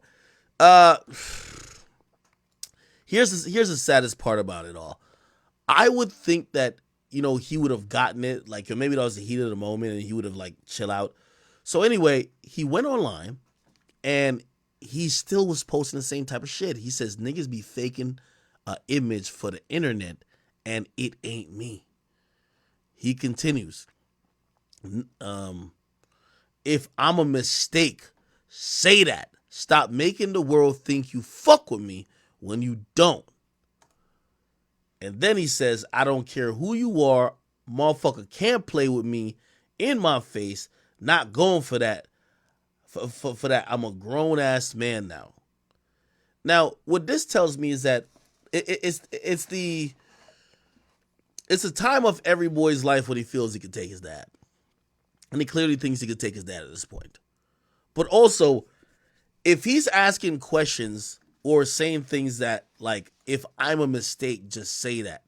Stop making the world think you fuck with me when you don't. It comes to make me feel like perhaps he feels that T.I. has never embraced him. Maybe, like, you know, T.I. has a bunch of kids. I believe 7. Could be less or more. Maybe he thinks he has not been embraced like they have been embraced. And when you have a kid saying, like, you know, this is a grown-ass man at this point, right? Like, how old is King? How old is T.I.'s son King? He's 19. I know that's still reasonably young, but if you're 19 years old and you still asking your parents if you're a fucking mistake, that's you feeling unloved. That's you feeling neglected. That's you feeling, not accepted. And I think that's where these are family issues that got to be dealt with behind closed door. Like, my man really think he's a mistake. Like, damn. Like, that got to be a fucked up way to think. I think, as you become a grown adult, who the fuck cares if you're a mistake or not? You hear. But he's still going through a lot of acceptance, and maybe there's a part of him that wants T.I. to show him certain type of love that T.I. is not showing him. You get what I mean? Call me Khan. Thank you for the $2. They say, yo, Akio, the tooth hurts. You mean the truth, huh? Damn, you wildin'. Eric Pope, thank you for the $2. It says, yo, standing on dentist. And that boy Jizzle, it says T-Fademics. Now, I'm going to be honest with you. Like, I don't like people attacking my boy King's looks. And I'm wondering if, as somebody said, maybe he was bullied. Maybe he kind of feels like he's the oddball out. And respectfully, I'm trying to be deal with this gently. But he literally, I think he might feel like he's like how do I say this? He might feel like he's odd looking compared to his siblings.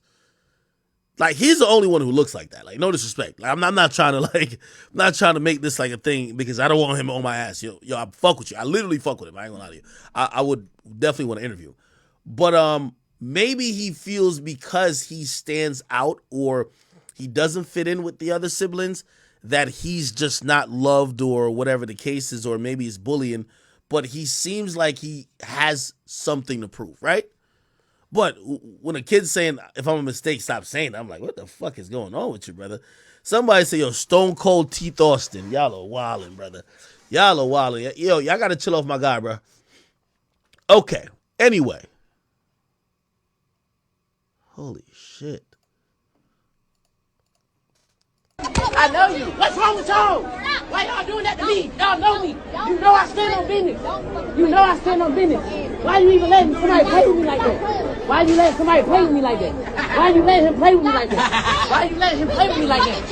No, ain't no joking. Ain't no joking. What do you mean? You are embarrassing yourself and your family, nigga. You embarrassing yourself. You are embarrassing yourself. You are embarrassing yourself. Man, what is you talking about? Get off me, nigga. Like, what the fuck? Man, get off me, nigga. Well, you can't do nothing with me. Ain't shit you can do with me. All right, well, embarrassing. It is what it is. I know you, though. I know you. What's wrong with y'all? Why y'all doing that to me? Y'all. Okay, all right. Now, that wasn't the only thing that happened today.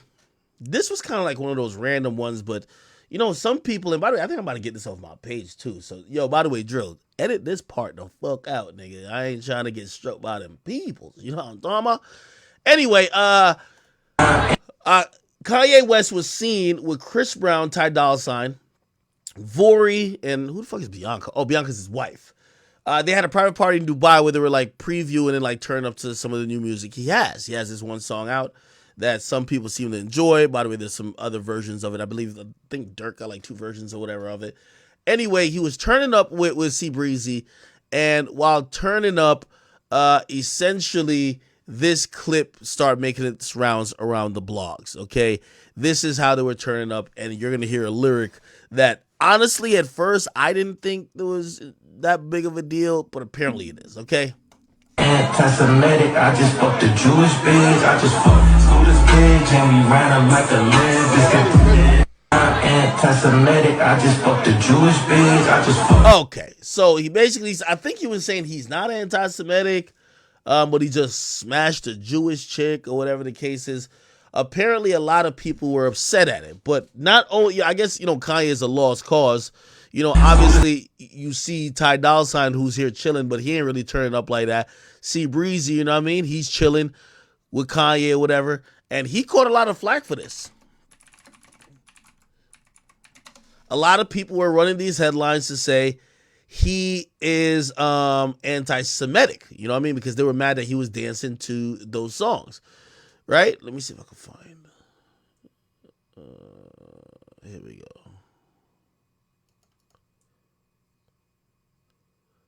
Kanye West has been on the. Here we go. Sorry, y'all.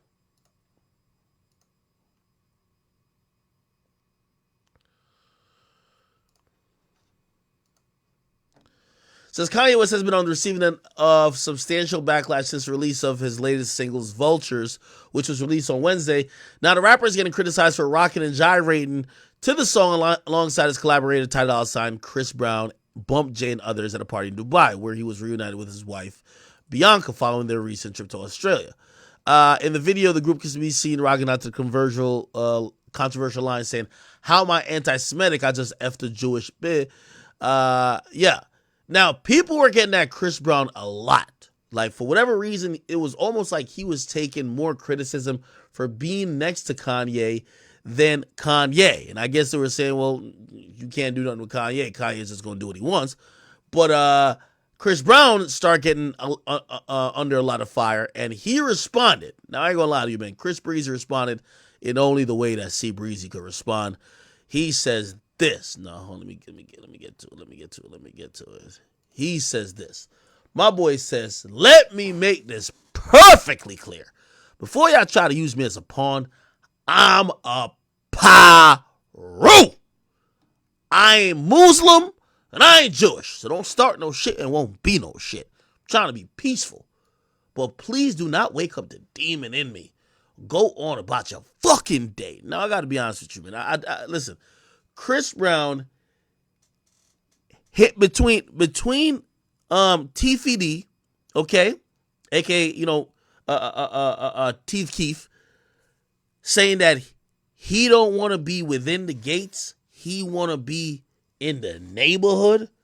Between that comment today and Chris Brown saying, "I'm a Paru because I ain't Muslim and I ain't Jewish," I gotta say, man, those comments are really battling out for the most ignorant statements made all year. What the fuck does being a Paru got to do with religion? Unless maybe I don't know about something. What does a Paru got to do with being Muslim, Jewish, or anything else? Now, he quickly deleted this because I think, obviously, I imagine him screaming this shit, then doing a backflip and then throwing up some signs, on some fruits. But he put up something else on his Instagram. Let me see if it's still there. He might have deleted it. And it seems his official statement, actually deleted it. Oh, okay. Was this. He says, "Yo, I'm in no way, shape, or form am I anti-Semitic. I am pro-life and I make music for the entire world. So please, do not get tricked into thinking I spread hate or I'm cool with it.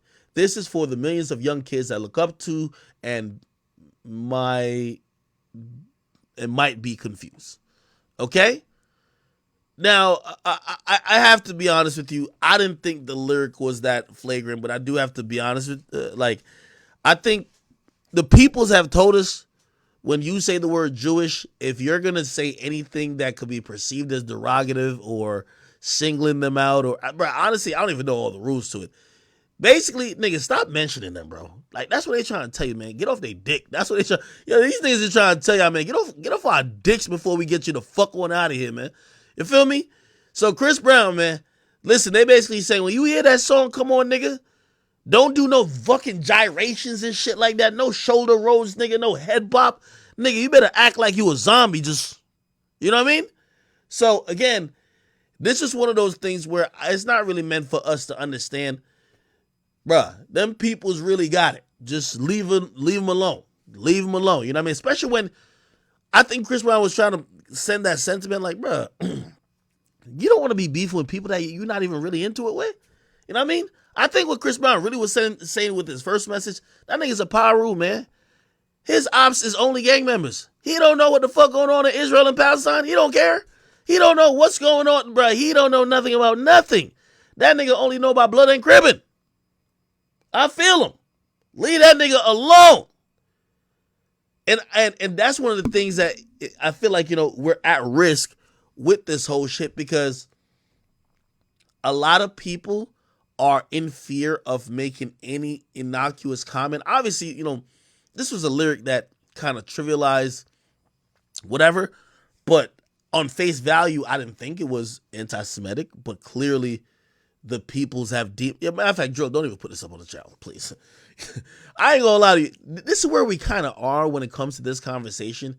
We can't even have like a legit conversation of, hey, oh no, you went too far with that, or hey, no, well, you could say this, but this is out of bounds.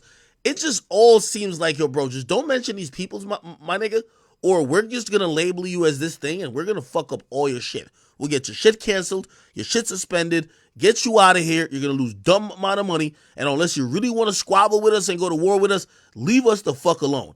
And I ain't gonna lie, that's as much as I need to know for me to leave them the fuck alone. I ain't got no squabble. I ain't got no beef with nobody. I'm gonna be honest with you. Put it like this, Chris Brown.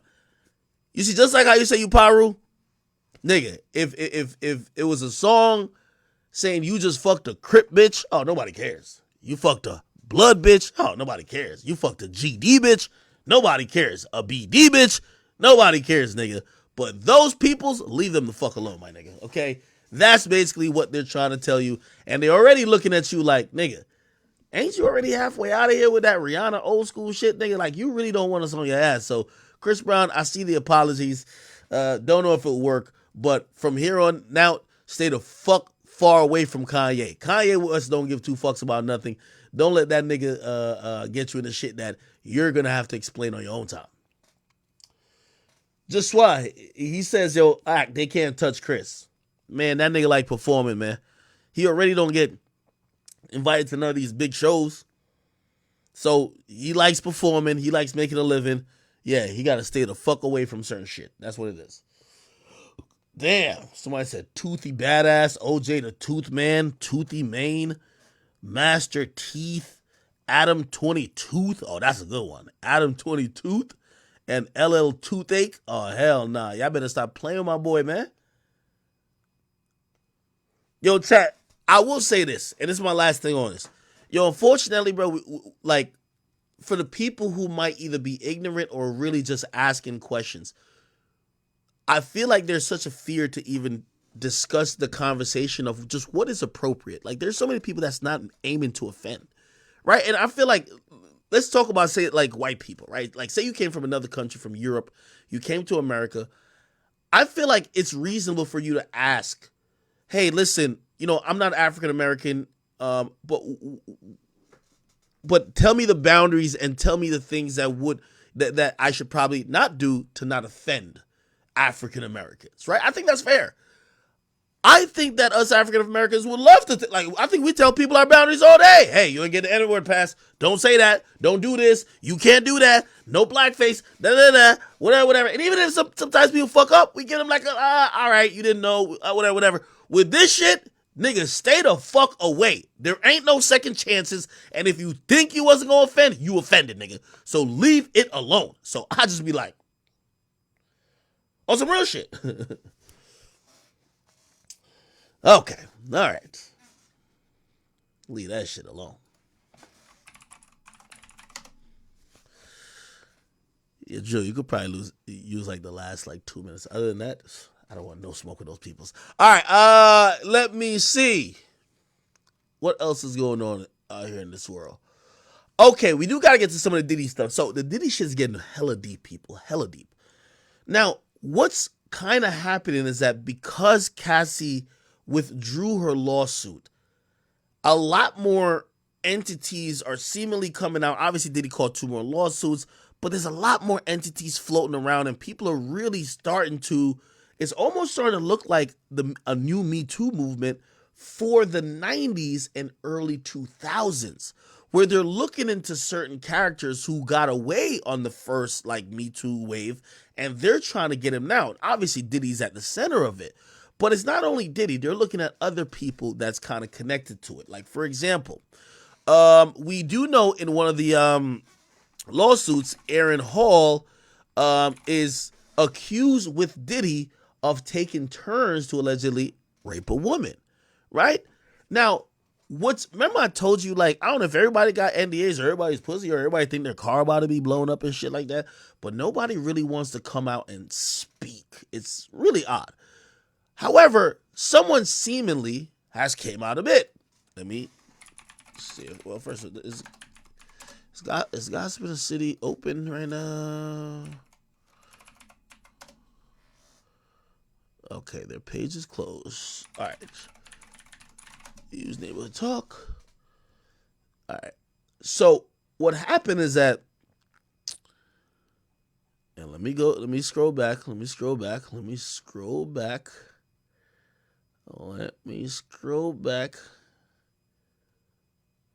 So what happened is that we've gotten a few people that are poking their head out to kind of almost saying, see, I was trying to tell y'all this from a while ago, but y'all acted like I was crazy. One of these people is a former video vixen. Her name is Gloria Velez. Now, let me see if I could pull her up and what she said. If I can't find it here, I'm going to jump quickly to... let me see what else. I'm going to jump quickly to Twitter. Twitter is probably going to have it. And I know there's a Vlad TV interview as well.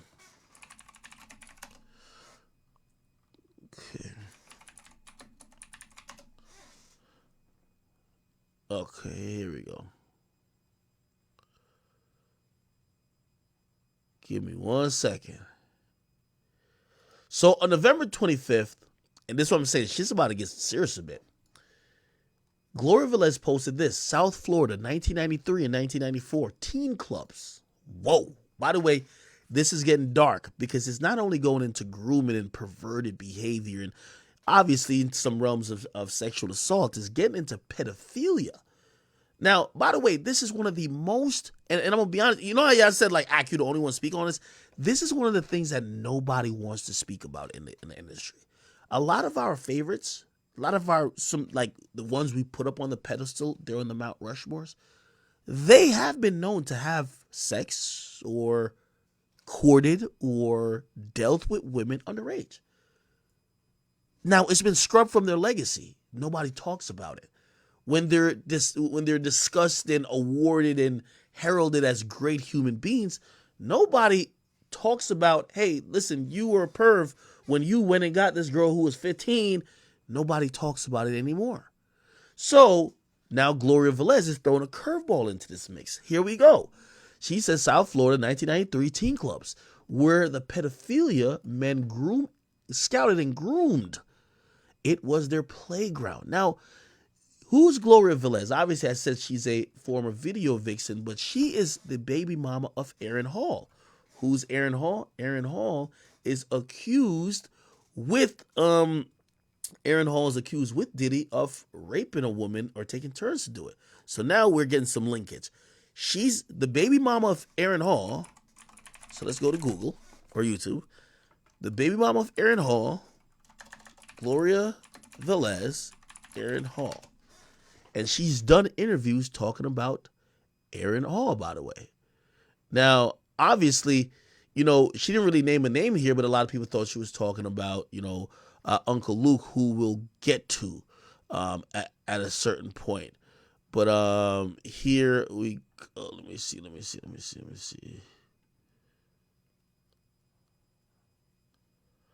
Yeah, Vlad got mad flashbacks. Wait, did you know that I was his baby mother the time I met you? I did not know. Aaron Hall, I did not That's know what he pleads. that was your baby mama. I had no idea. I don't believe that. I told him that. I know you did. Right. I told him. I was like, hey, man, I didn't know that was your baby mama. But the reason why we laughing about that, because apparently something went viral. Would you like to share with the audience? Oh, my God. Okay, so as you know, on Vlad TV, Vlad gets people flustered. And he flustered my son's father. And my son's father said a few things that were not so pleasant about me. Oh. But this is 8 years ago. Say this in response to that we're in a better place now. He apologized to me and my son. He's great to my son. And now we have a grandchild. All right, let's get to the real shit, man. She basically was saying, Gloria, she was saying she was getting abused and all that type of shit. Let's get to it. Oh, my bad. Oh, shit. This clip didn't age well. She was staring. Oh, Gloria Velez, we can call Luke right now. You know what I mean? He said it in an interview a while back. Look what I'm saying to you. She was standing up with a Jamaican rapper named Mad Lion. Okay, I know who that is.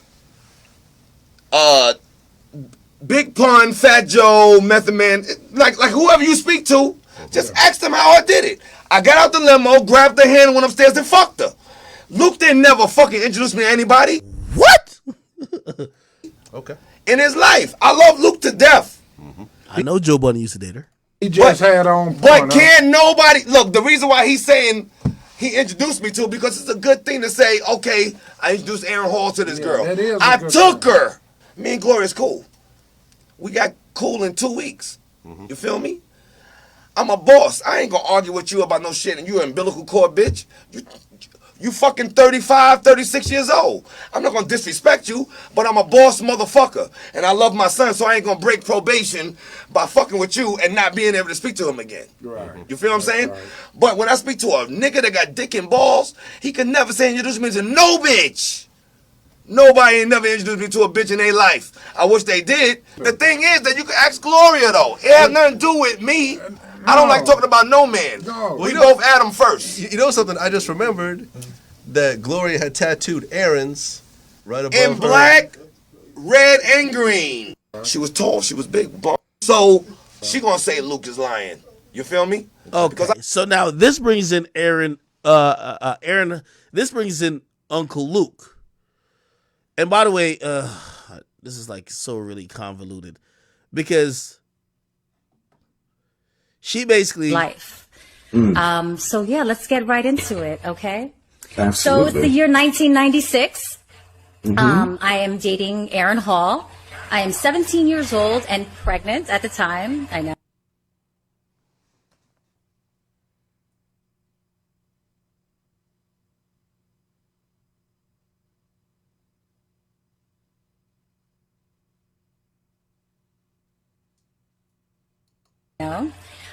We're actually in LA and he was going to sign with Death Row Records, okay?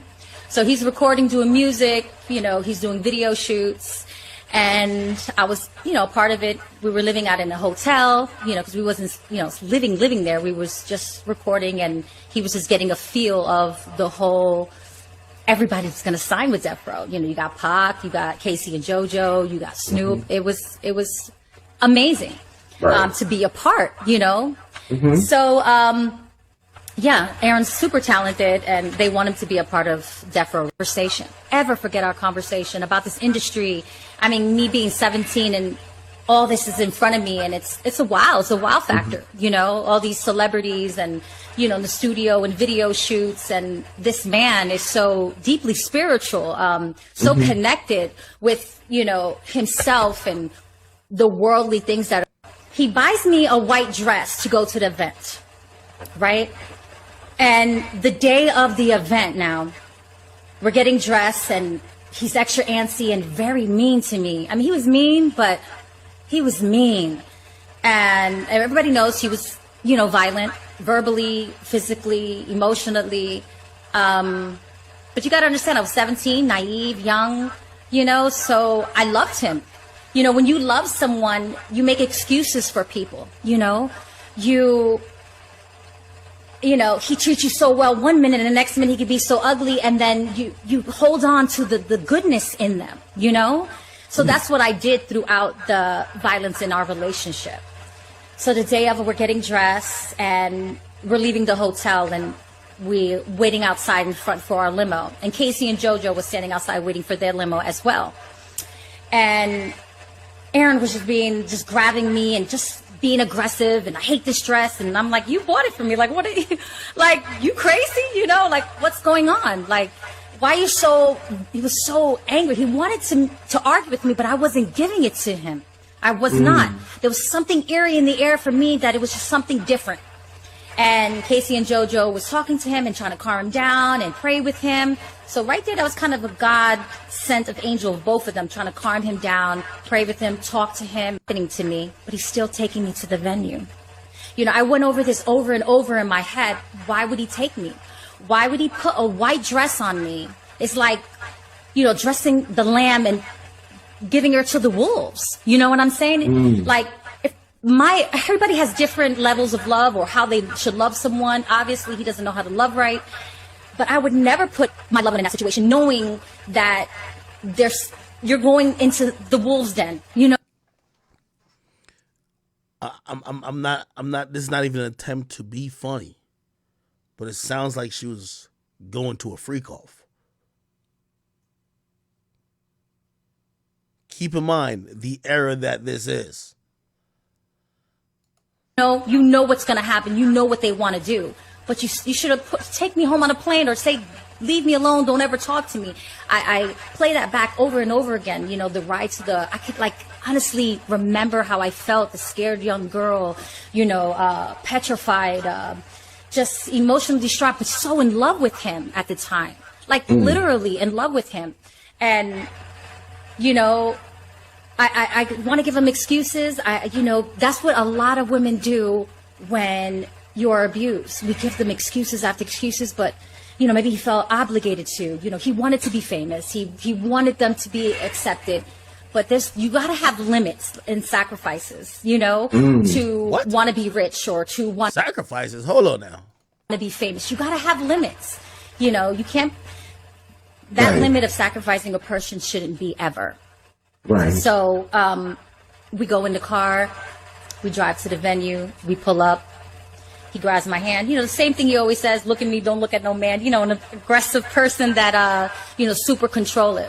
The same routine. We walk in. So when we walk in before we enter the venue, of all the people and the cameras and all the family that's sitting down at the tables, this old lady was walking out, being escorted out actually. A mature lady, she was in the 70s or 80s year old, had an entourage, and she stopped Aaron and I. She grabbed my belly, and I was only 4 months, but super skinny. I wasn't even showing.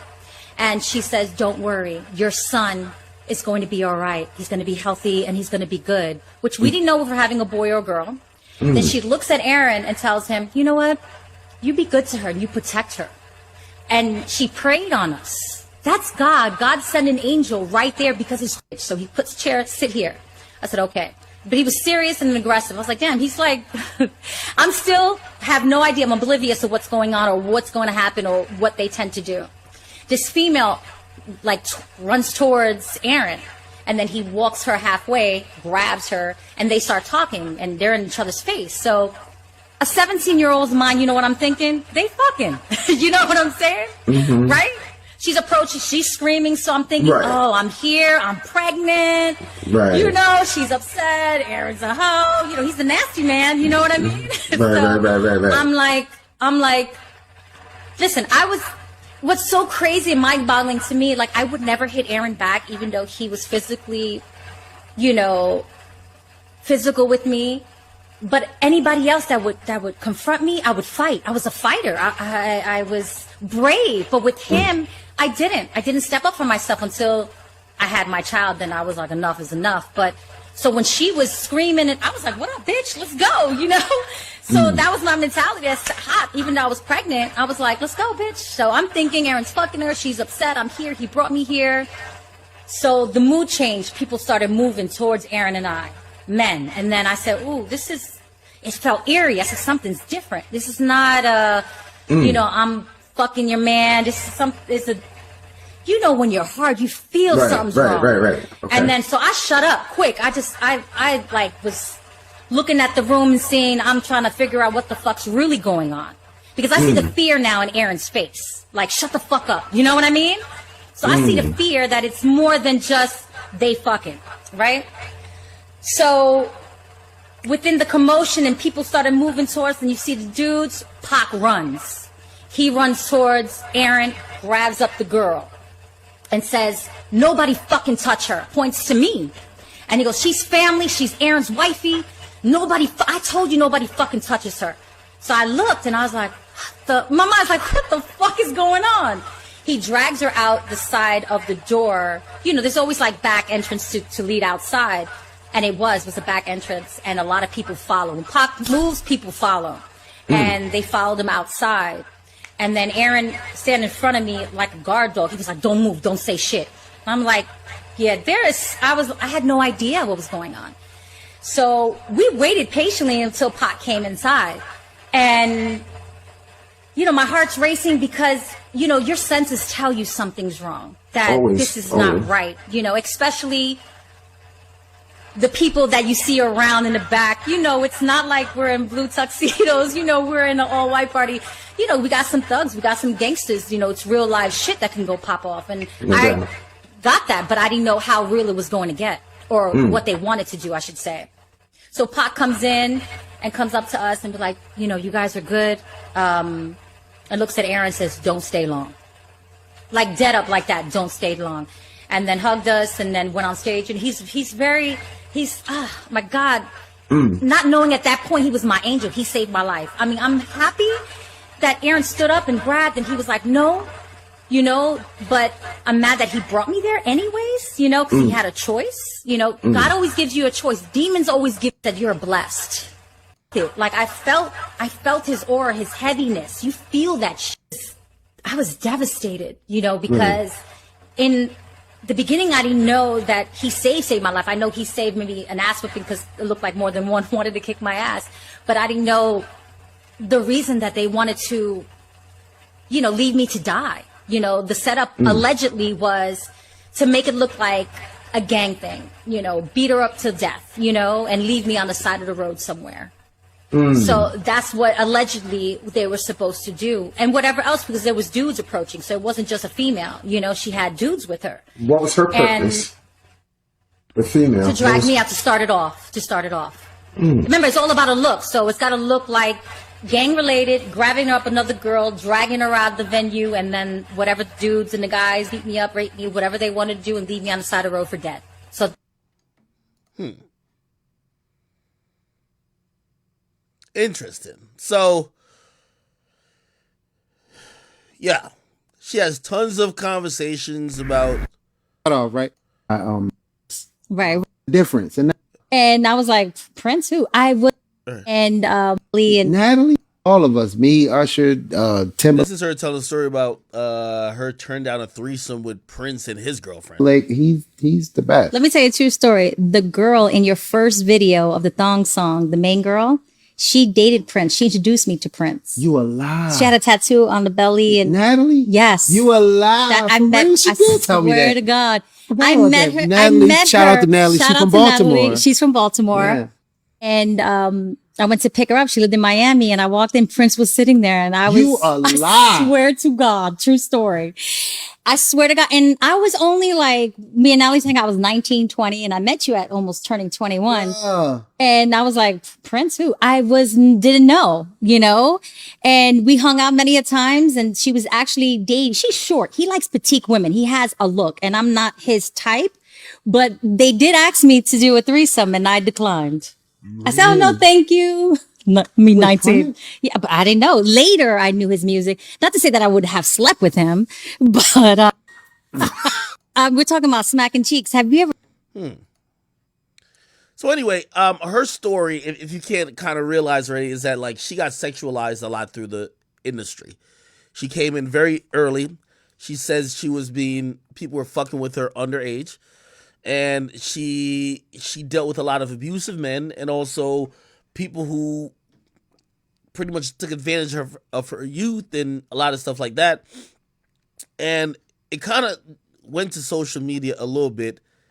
And let me see if I could get Uncle Luke, because this is why Uncle Luke matters in all this. Everybody's saying that 90s era of Uncle Luke with all them wild female stories, if those females came out and said the same things that they're saying about Diddy, this is another Me Too thing. So essentially what ended up happening is that Uncle Luke responded, and let me see if I could get to his response quickly. Learn what the grooming mean. I'll just go to here we go.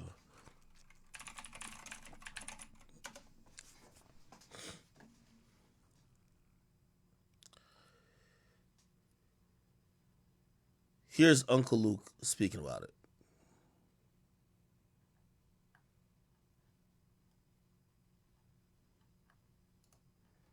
What the grooming mean? I don't even know what the grooming mean. So he's addressing the grooming part.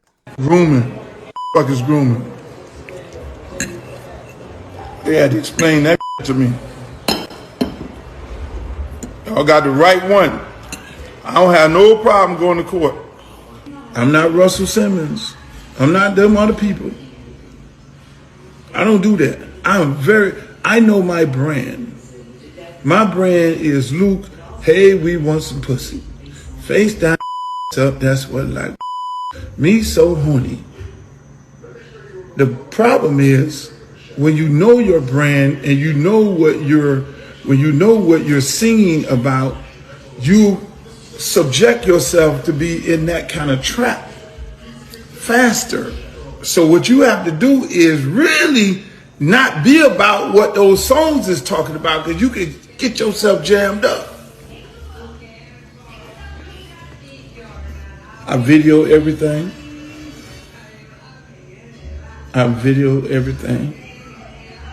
Everybody sign releases. I do shows. Ain't no underage people be doing no show with me.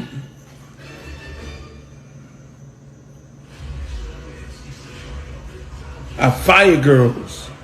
You get caught. I have chaperone for the girls. A one head dancer. It's always one head dancer. And she put everybody in check. So if you're doing, this is not a traveling whorehouse. So you gonna mess around with these other artists, you're gonna get sent home, sweetheart. You get fired. I just learned what the grooming mean. I don't even know what the grooming mean. Grooming. Fuck is grooming? Okay. So, again, his name is coming up in it, right? Keep in mind, we're hearing people from the 90s. By the way, this that started at Cassie. Cassie met Diddy in 2005, 2006, right? It's now expanded because most of these lawsuits, given this law in New York, is coming from the 90s. Diddy caught 2 lawsuits in the 90s, right? The group sexting that he was doing, Aaron Hall, in the 90s. Luke, from what I know, didn't catch a lawsuit. Luke's in Florida. So right now, we don't have anyone accusing Luke, but we have a bunch of people accusing Diddy. Aaron Hall's name is into it. A lot of other executives' names is in there. Okay, so that's kind of where we are. Now, let me go to Gloria Velez's Twitter, because she kind of kept tweeting out a bunch of stuff. She says, if you don't think grooming is happening in this business, you're sadly mistaken. It started in 1994 with Luke, but this is where she names him, and a few others in this business. I was in high school. Look, she posts her ID card. Her high school ID card from Stoneman Douglas High School. 1994. So if they were fucking with her in 1993 or 1994, she was in high school. Okay? She hasn't yet elaborated more, but if you kind of go to all her interviews, she has basically spoken about her abuse consistently. So this is why her naming Uncle Luke, that's coming up. Remember, Aaron Hall's already caught up in some with Diddy, but Aaron Hall's her baby daddy. And she's saying Aaron Hall was on some shit too. We could probably... By the way, she says she's been telling these stories for years. This is another podcast. That's what I'm a big advocate against is educating people on stop blaming the victim. Start asking why the perpetrator is doing it. Well, I mean, for my experience, and I'll talk about my 2 baby daddies, because everybody knows about them. They both were abusive in different ways. One very mental, psychotic, like you're talking about.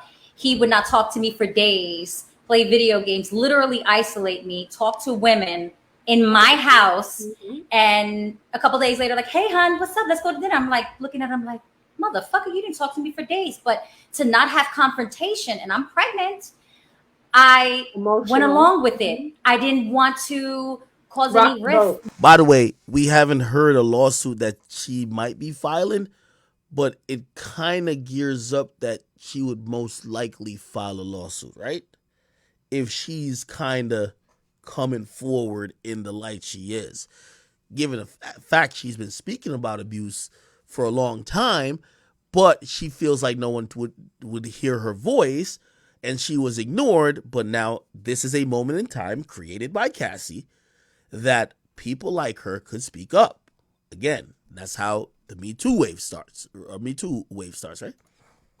Right. So I was like, oh, okay. And isolate, did not speak or not, then he'll have mood swings.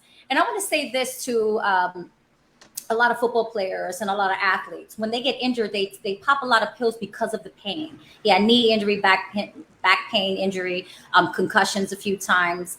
And they become addicted to these pills. And they're very mood swings, bipolar. And in one hand, by the way, chat, I just checked, and not that it matters, but I seen a few people comment in the chat asking if she has an OnlyFans because y'all seen that little link tree or all links, whatever, in her bio and Twitter. Yes, she does have an OnlyFans. She does.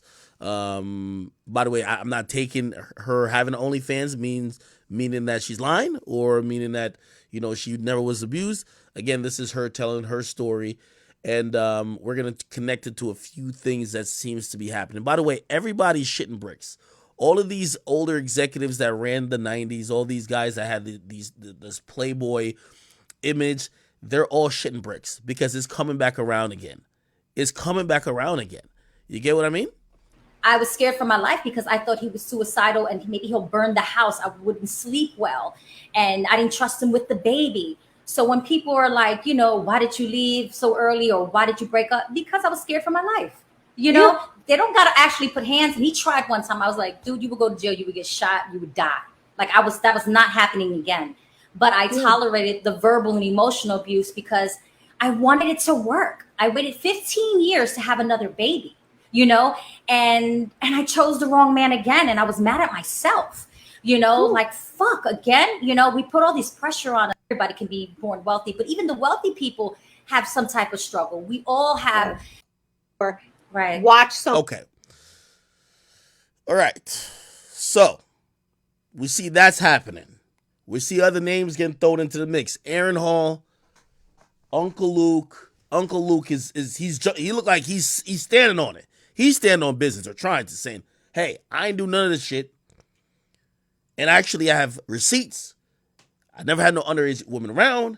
He's standing on it. Cool. Let's see what else. Now, back to Diddy. Diddy's former security is now speaking up.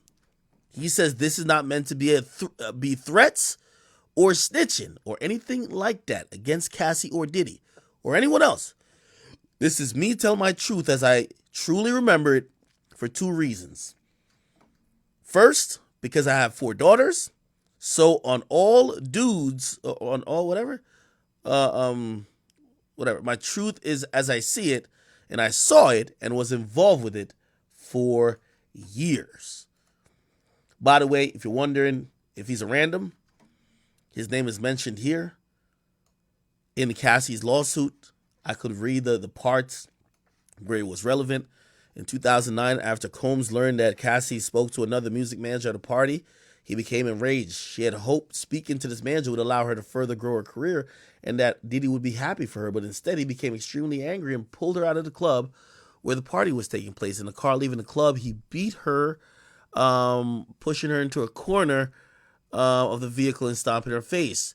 Diddy's security staff, Roger Bonds, trying to stop the beating, right? That's his.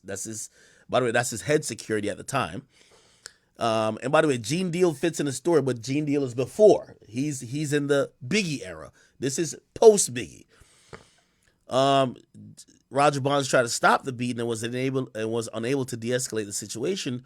When the car arrived at Mr. Combs' residence, she attempted to run away, but Combs followed her and proceeded to kick her in the face. She was bleeding profusely and blah, blah, blah, blah. Wow. Okay. He was also mentioned here when it says Miss Ventura spoke to a popular music manager at an after party at a suite in Las Vegas, and Diddy saw her speaking to this manager and sternly told her to step into the bedroom in the adjoining suite. In the bedroom, he beat her severely. She ran from corner to corner of the room, trying to avoid Mr. Combs beating and kicking.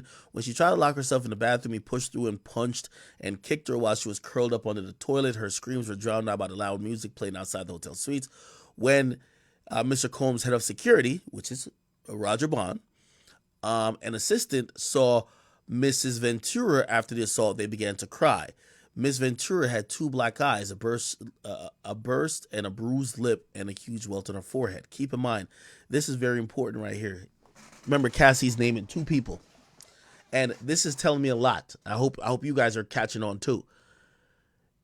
The assistant who I've posted before, I think she's under an NDA. She can't say shit. Or we think she can't say shit. This is Diddy's assistant. Black women end up being sacrificed for the fuckery. Last 11 years of my life, I had to deal with everyone's nonsensical allegiance to the devil. This is the assistant. Mentioned in this lawsuit. This is the assistant. I pray that ends. I don't think highly of any of you. Can't keep your head down, pretend shit is cool no more. Do better. Okay? Now, keep in mind, if Cassie had went to trial, the assistant, I would imagine she would want to testify. She would want the assistant to testify. And Roger Bonds. The assistant is already sending sneak post. And then who just did it? As I said, Roger Bonds. Okay? So the people that Cassie mentioned are all kind of coming out and they're not saying it directly, but they're not saying that chick is lying. They all seem to say, I have something to say. Right? Again, if you ask me, I would imagine Diddy would be trying to hit up this security guard. This is him right here. And possibly will be trying to pay him off. His assistant seemingly is on an NDA. I would imagine Diddy would be trying to make sure this security guard got nothing to say too. By the way, I do think it's odd that Diddy has all his artists and everybody else, assistants and other people that work for him under NDAs. However, security guards never had NDAs because Gene Deal is talking up a bunch and looked like Roger Bond seemingly is going to talk and we got to assume he doesn't have an NDA. And maybe it's because like sometimes people deal with security different from like staff.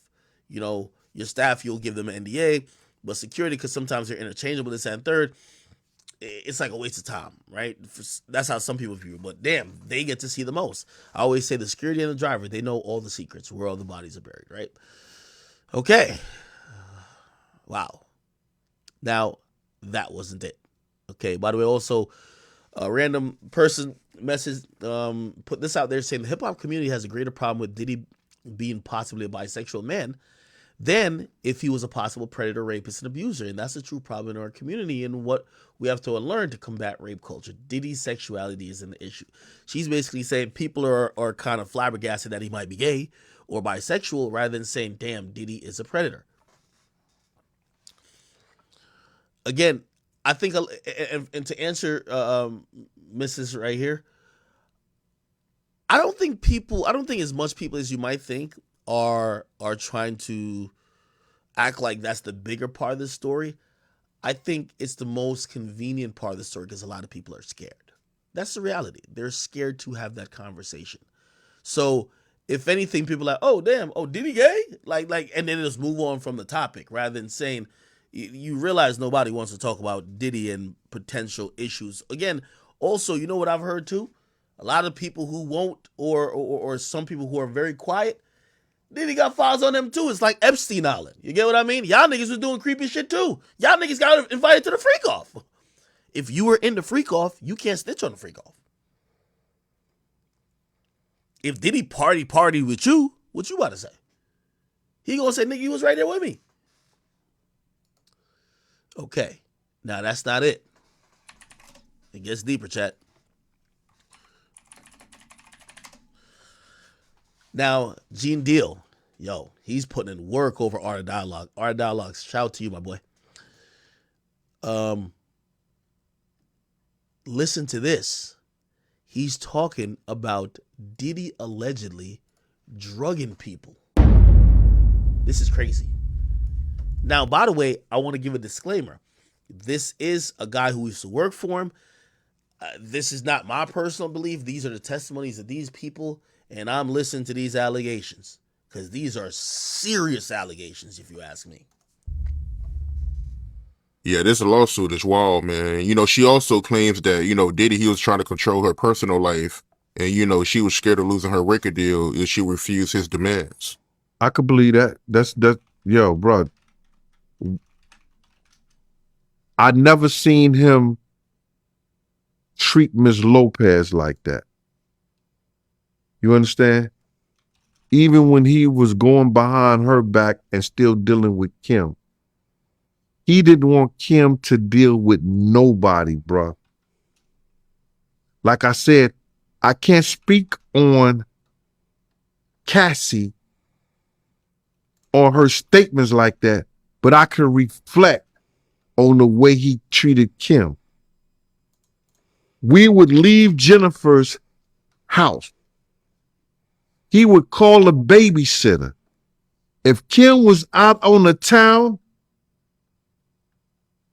we was going to every spot in New York City that the babysitter thought she was at.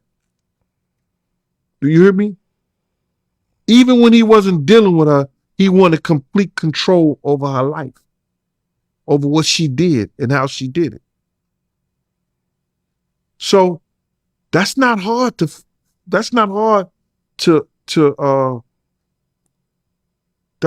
believe. And plus she was way younger than Kim.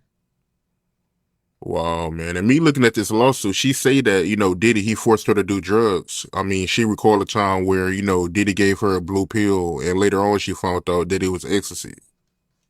That's one of Diddy's MO. I know a former record executive during the time that they gave Donna Ross that anniversary in California. One of his former record executives met with him. And I guess she was trying to pray with him or whatever. But he tried to give him a pill.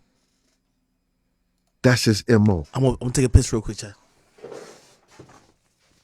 He just showed you his hand. That's his MO, bro. All I can say is that he financed and supported the same thing he did with Cassie is the same thing he did with Kim. Made sure that the drugs was there. And speaking of financing, right, she also said in this lawsuit that, you know, after Diddy would abuse her, he would buy her gifts. I remember times going to, you know, he would never let us see him do the things to Kim. You know what I'm saying? Because unless we was in the hotel, because when he was in the hotel, when we went away, Puff always had the presidential suite. I had the suite right next to him. Like in the Swiss Hotel, the Ritz-Carlton, wherever he stayed at, stuff like that. Always stayed next to him because I was the one who had to open the door, let people in, let people out. When we go to Detroit, wherever we went, always had the room next to him. So my door had always had to stay open to the suite. So you wouldn't see him physically abuse them, but they may come out the room and you could tell something had happened. It's certain people that he wouldn't do his bullshit around. Heavy D, Wolf. Hey, chat. Thank you for the donation. Who's this? Dragon. He says, how come no one from the rock and roll community is getting sued? Why is it only black men getting attacked? It seems weird. No, that's not true. It's not true. I'm telling you, it's a time period. It's not necessarily hip hop. If you look at Axl Rose, got sued for alleged violent sexual assault by a former model. The lead singer, and by the way, that's Axl Rose from Guns N' Roses. The lead singer from Aerosmith, okay, Steven Tyler, he got accused of sexual assault of a minor. You get what I mean? So again, I know we want to, like, we're focused right now, like we only care about hip hop, right? But it's everybody getting sued. I think it was maybe a era of just not giving a fuck, or a era of that behavior seeming okay. If you get what I mean. Because it's no way all of this happened and no one called it out until now. Right? And myself. But you could tell the after effect. So it's plenty of times that Gene, Kim ordered something at Gucci or whatever like that, and I had to go pick it up. Not saying that it was because he abused her all the time, but that's a form of what all rich billionaires, millionaires, rich big niggas do when they do something to these girls. Buy them off, pay them off. I got you, Mom. Look, some guys think these girls will get their ass whooped by regular dudes in the street. Why not get your ass whooped by a millionaire? You'll get something out of it. Okay, now which is crazy. This was even more explosive than the other. Again, salute to Art of Dialogue. So, and that's what they would call it, freak out sessions, when, you know, Cassie, she'll have sex with the male prostitute while he'll masturbate. Yo, he gave this crazy, interesting angle, which I don't know why I didn't think about it first, because I'm like, damn.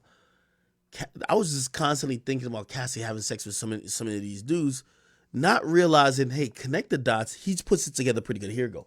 Bruh, I can't say that. When I used to see him swing, it was always with him, another dude, and two girls. You know what I'm saying? When he was swinging with other people, you know what I'm saying? He always had other girls in the room or another guy in the room, even with his girl Kim, and he was swinging with her.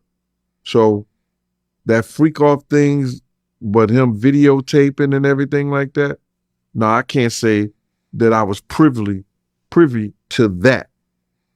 But you knew what was going on, you know, just in the instant when people got it confused when I said, when he was in the room with Sarah and her girlfriend, and he had Ja Rule and him in the room. Yo, I didn't know they was doing anything freaky until Ja came out and said, yo, y'all didn't want to be in there because there's a lot of freaky things going on. So I guess that was one of those freak off sections. But other than that, I couldn't say anything. And you knowing Diddy, and at one point you and him was real cool. Do you believe everything she's saying about these freak off sessions? Listen, that girl went through some tumultuous shit that she never thought that she would ever have to go through being in the music business. Do you understand that? I've been next to people who are top in the game, in the music business. And they had said to me, yo, I had to suck a lot of to get to this position. What? You understand? They have said that. So I can imagine what that little girl went through with old boy. She ain't lying that thing, because if she would have lied, he would have fought her tooth and nail. He would have fought her tooth and nail, bruh. Don't get it messed up, Art. He would have fought her tooth and nail. That little girl ain't lied nothing that. She ain't lied about none of that. Do you know what she's going through? She know what she's going to go through for the rest of her life? Her kids going to go back and see this on the internet? Right. And she also said in this lawsuit, man, that, Diddy, he came off as a mentor, but later down the line, he became too controlling. My position on him, he was never a father figure, bruh. You understand? He was a groomer. He was. We keep hearing that word, y'all. He was an addict. He was somebody that was a, what you call those? I've lost all of my terminologies when I was working as a BCW or a child abuse worker. But he was an individual that preyed on this young girl, using her dreams, her talents, holding it hostage for his own benefit. He groomed her. He wasn't no father. He was no father figure to her, bruh.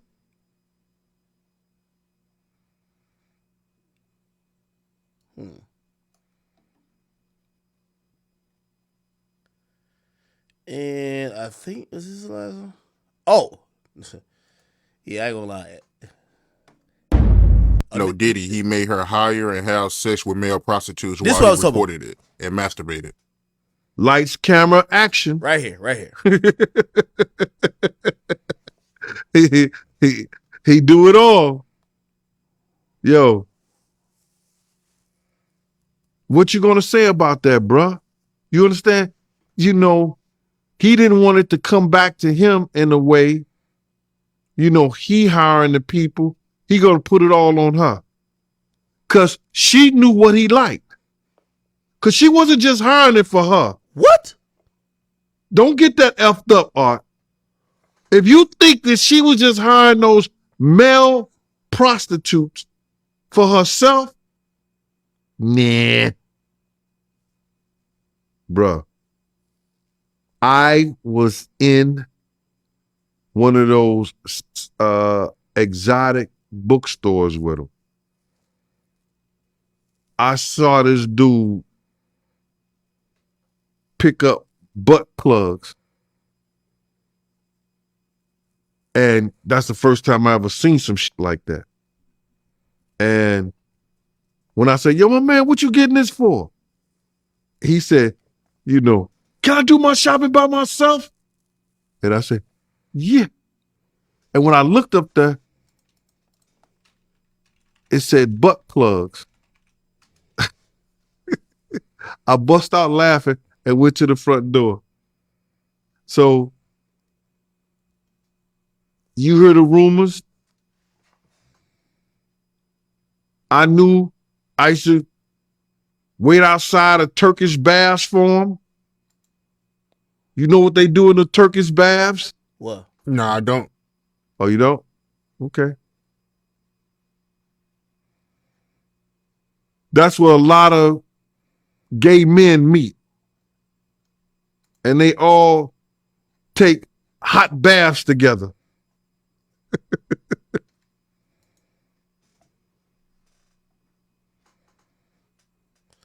Now, it's crazy. Now, my boy 50 Cent, he don't give a fuck. He's still on Diddy's neck. He posted this picture right here, which shows Diddy with his pants down.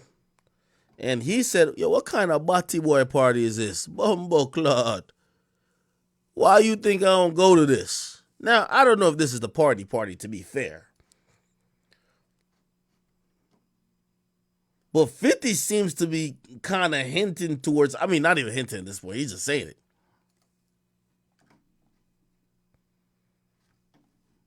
And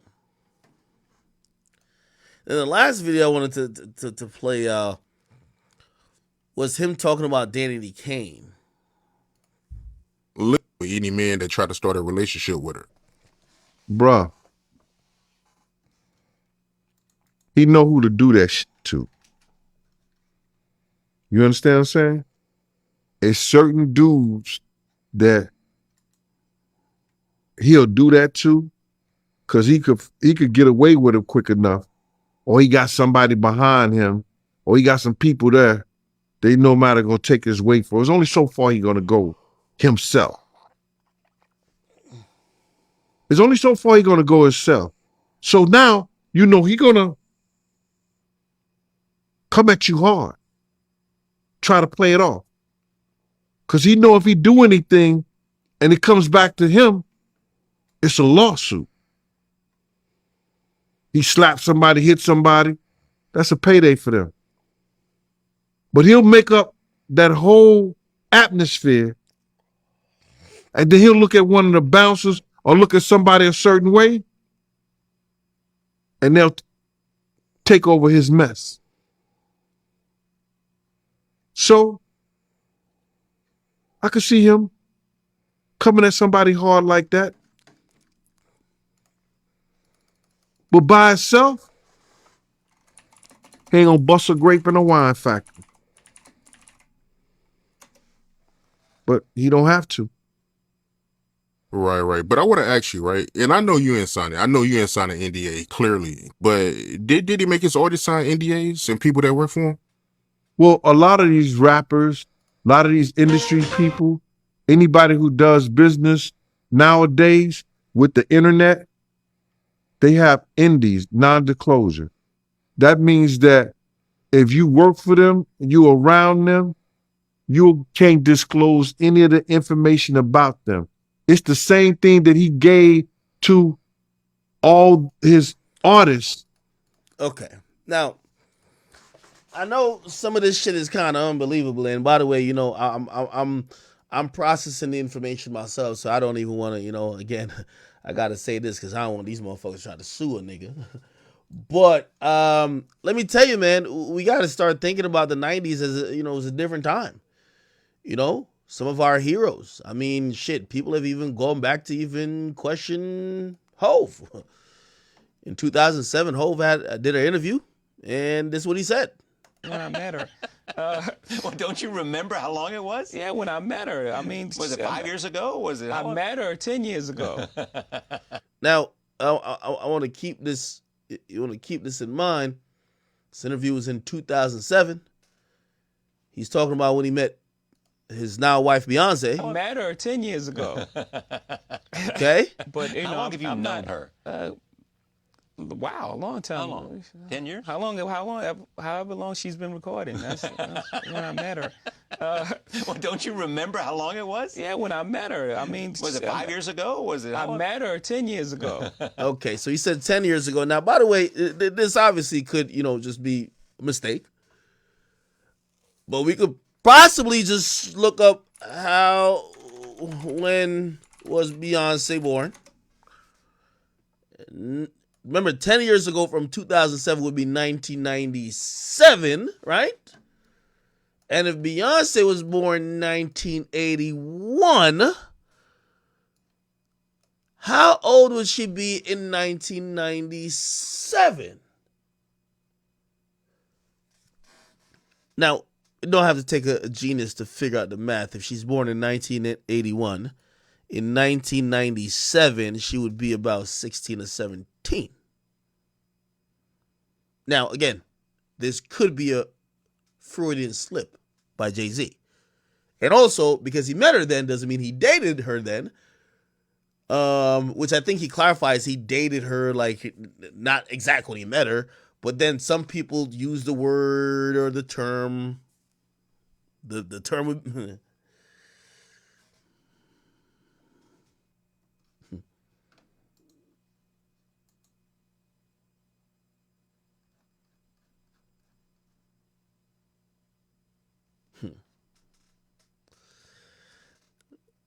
Let's move on. One more time. When I met her. Well, don't you remember how long it was? Yeah, when I met her. I mean, Was it 5 years ago? Was it? I met her 10 years ago. But did you say to yourself at that time, "Wow"? I said, yeah, that's a fantastic talent. Was that what you said? Yeah, yeah. Because You saw talent before you saw talent before you saw anything Yeah, because else. she was singing like a rapper. It was her first song with Wyclef, and she was singing really fast, and I was like, why is she singing so fast, and how is she? And then she was on key and everything. I was like, oh, that's a talented person right there. Yeah. Back to Sony. You said people speculate about. By the way, in 1997, her song with Wyclef, so it looked like it was 10 years ago, which is 1997, which, let's do it one more time.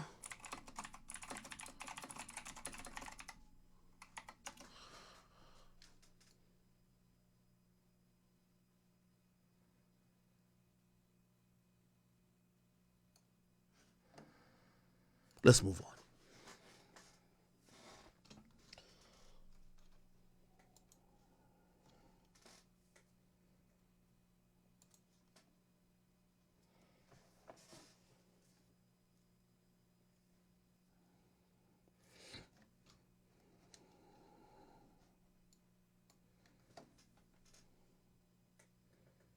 Chad, don't blame me. The fuck? I ain't do nothing. All right, people. Damn, okay. There's a lot of shit going on out here, man. What are y'all taking of this? Let's see.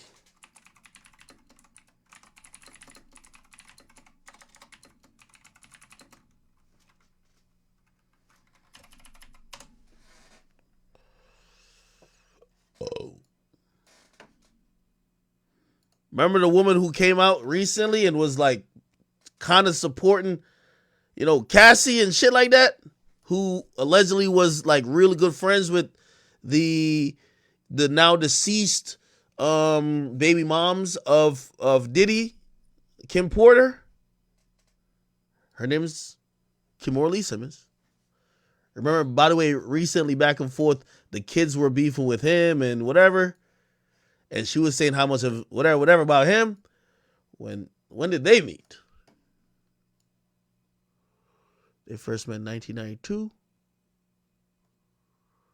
He was 35. She was 17.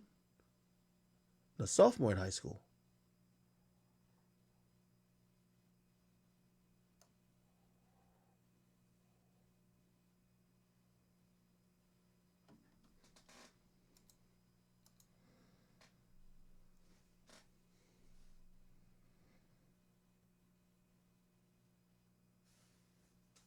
By the way, a lot of people say she was way younger than that. Some people say she was 14. I don't know. Interested.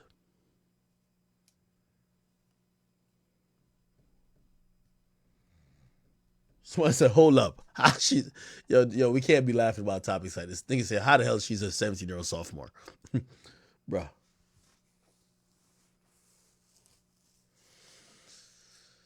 Hey, it's happening. I think a lot of people who thought that, some of their behavior, and I could imagine, how old was Aaliyah when she dated, I don't know, whoever.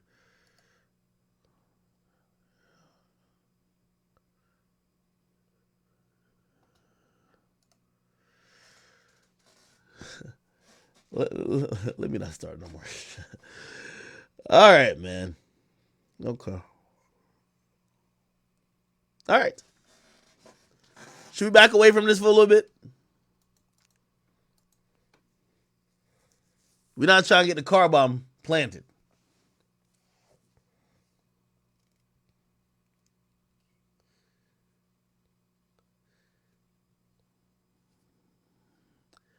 Hey, the point is this. I think some of the most powerful people in the game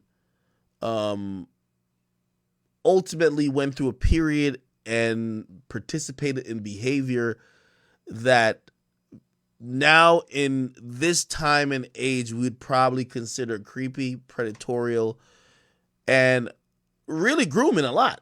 Like, yeah, like if y'all were meeting y'all future wives or baby mamas before they were even 18, and whether y'all claimed it was under the guise of making music or whatever the case is, like, again, it's like a lot of people felt like Tiger groomed Kylie, right? Like, nigga, you know what I mean? I remember Charlemagne infamously, he coined the term. It was like, yo, you red shirt the pussy. That's it. That was happening a lot. But no one has really spoken about these allegations or really brought up the creepiness in it. Obviously, R. Kelly, I told you, R. Kelly got ostracized. But a lot of people who, I'm not saying that they're exactly R. Kelly, but may have some questionable dating choices, or you could probably accuse them of grooming too. A lot of them went skating underneath the radar, and I think a lot of shit is about to come up, or a lot of payments are going to be made. Honestly, if you ask me, most of these dudes are the richest people in the culture, and they could probably pay all these motherfuckers off.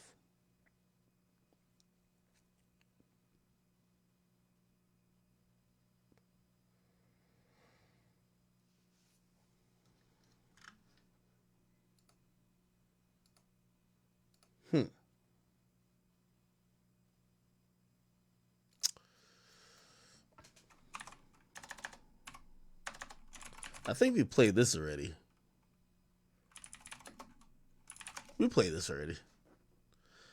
Again, I don't even think that the interesting part is, kind of acknowledging that Puff had a brownstone, I believe, on 35th Street and like Park Avenue between Park. It's some brownstones down there. I believe 35th or 36th, and Mace was staying there, and I went to use the bathroom, and it was a dildo on the bathroom sink.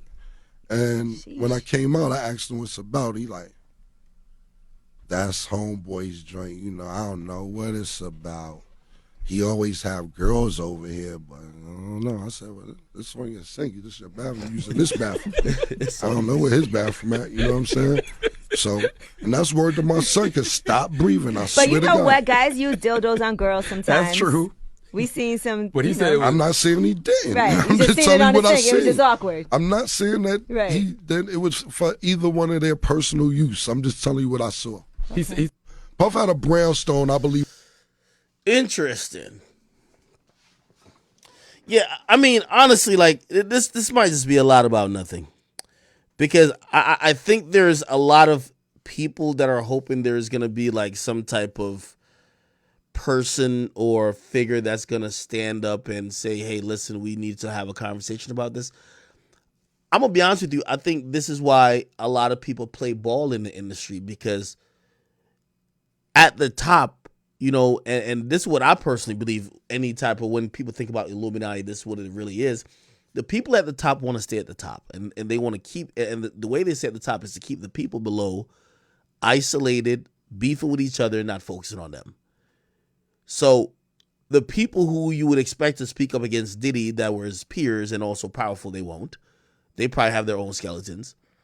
And none of them are going to really rock the boat, and no pun intended, to make anything substantial or even have this conversation on a bigger level, because it's not one of them was doing it. I think all of them were doing it.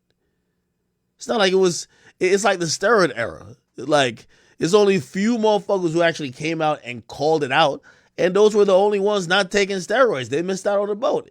Everybody else was like, well, we didn't see nothing. Yeah, because it was an era of debauchery. There was an era of creepiness. There was an era where people thought it was okay, and I don't know if it was accepted or it was looked upon as like dope or cute to have some like, super young girl with you. I don't know.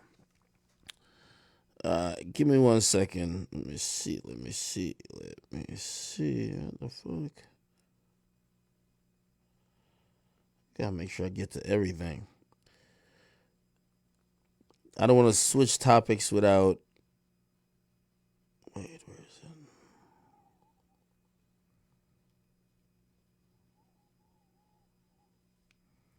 it? Okay, here we go. Oh, by the way, I don't know if you haven't seen this clip either. Have y'all seen this clip, chat?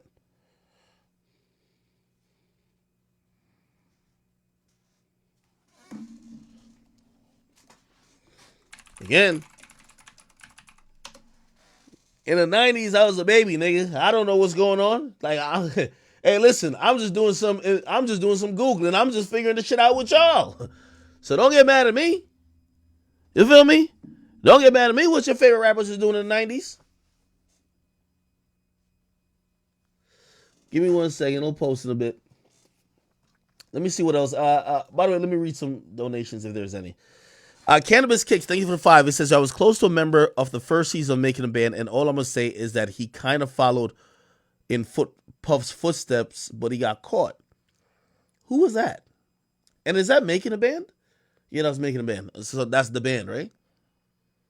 Who followed in his footsteps? You talking about Chopper City?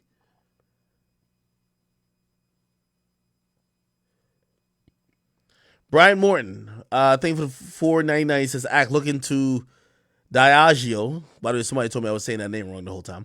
Diageo's lawsuit with Diddy and then wanted to step down. Well, right now, they don't want him to step down because of these allegations. They don't want to, they're going to spend a shit ton of money on the next quarter or the next year, the next fiscal year, in terms of marketing the product, De Leon. And again, remember it's a joint venture, and Diageo, they put up money. Before, every time they put up money for marketing, Diddy was always the face of the brand. So it was money promoting Diddy being the face of the brand, and now they're coming back to say that is no longer viable because of what's going on with him. Have y'all seen this, chat?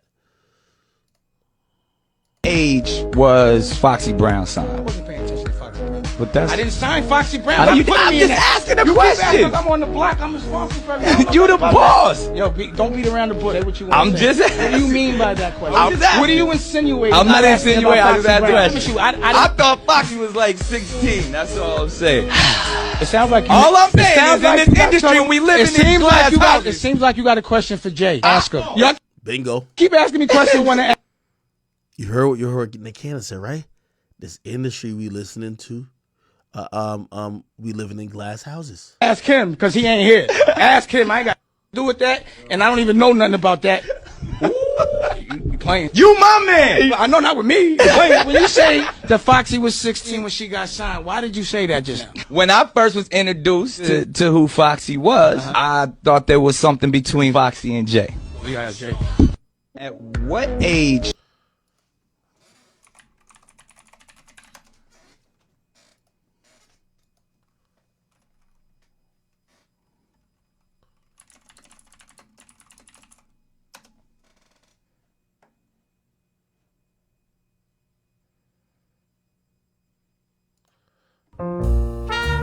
Y'all got timestamps. I sell companies. There's men that don't sell companies their whole life, don't know what it Y'all means. sell records. I sell companies.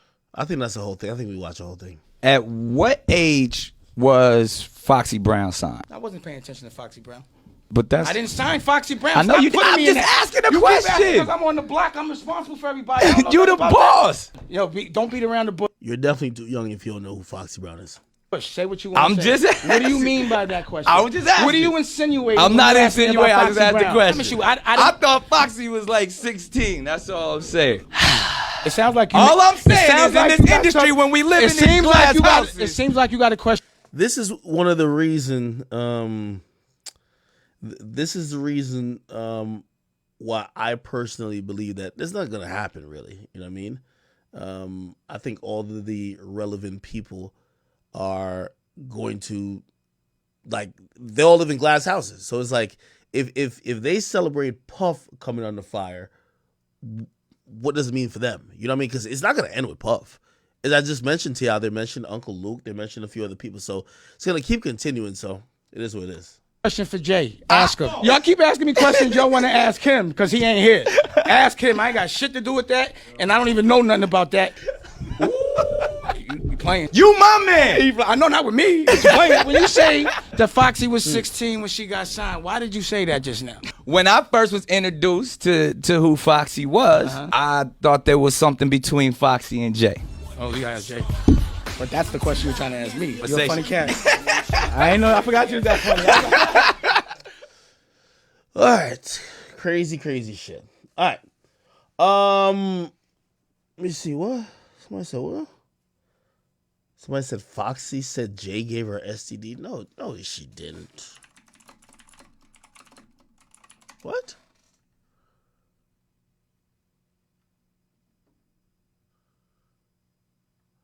No, that's not true. What the fuck? At what? Foxy suffered from Gunner during that indecent relationship.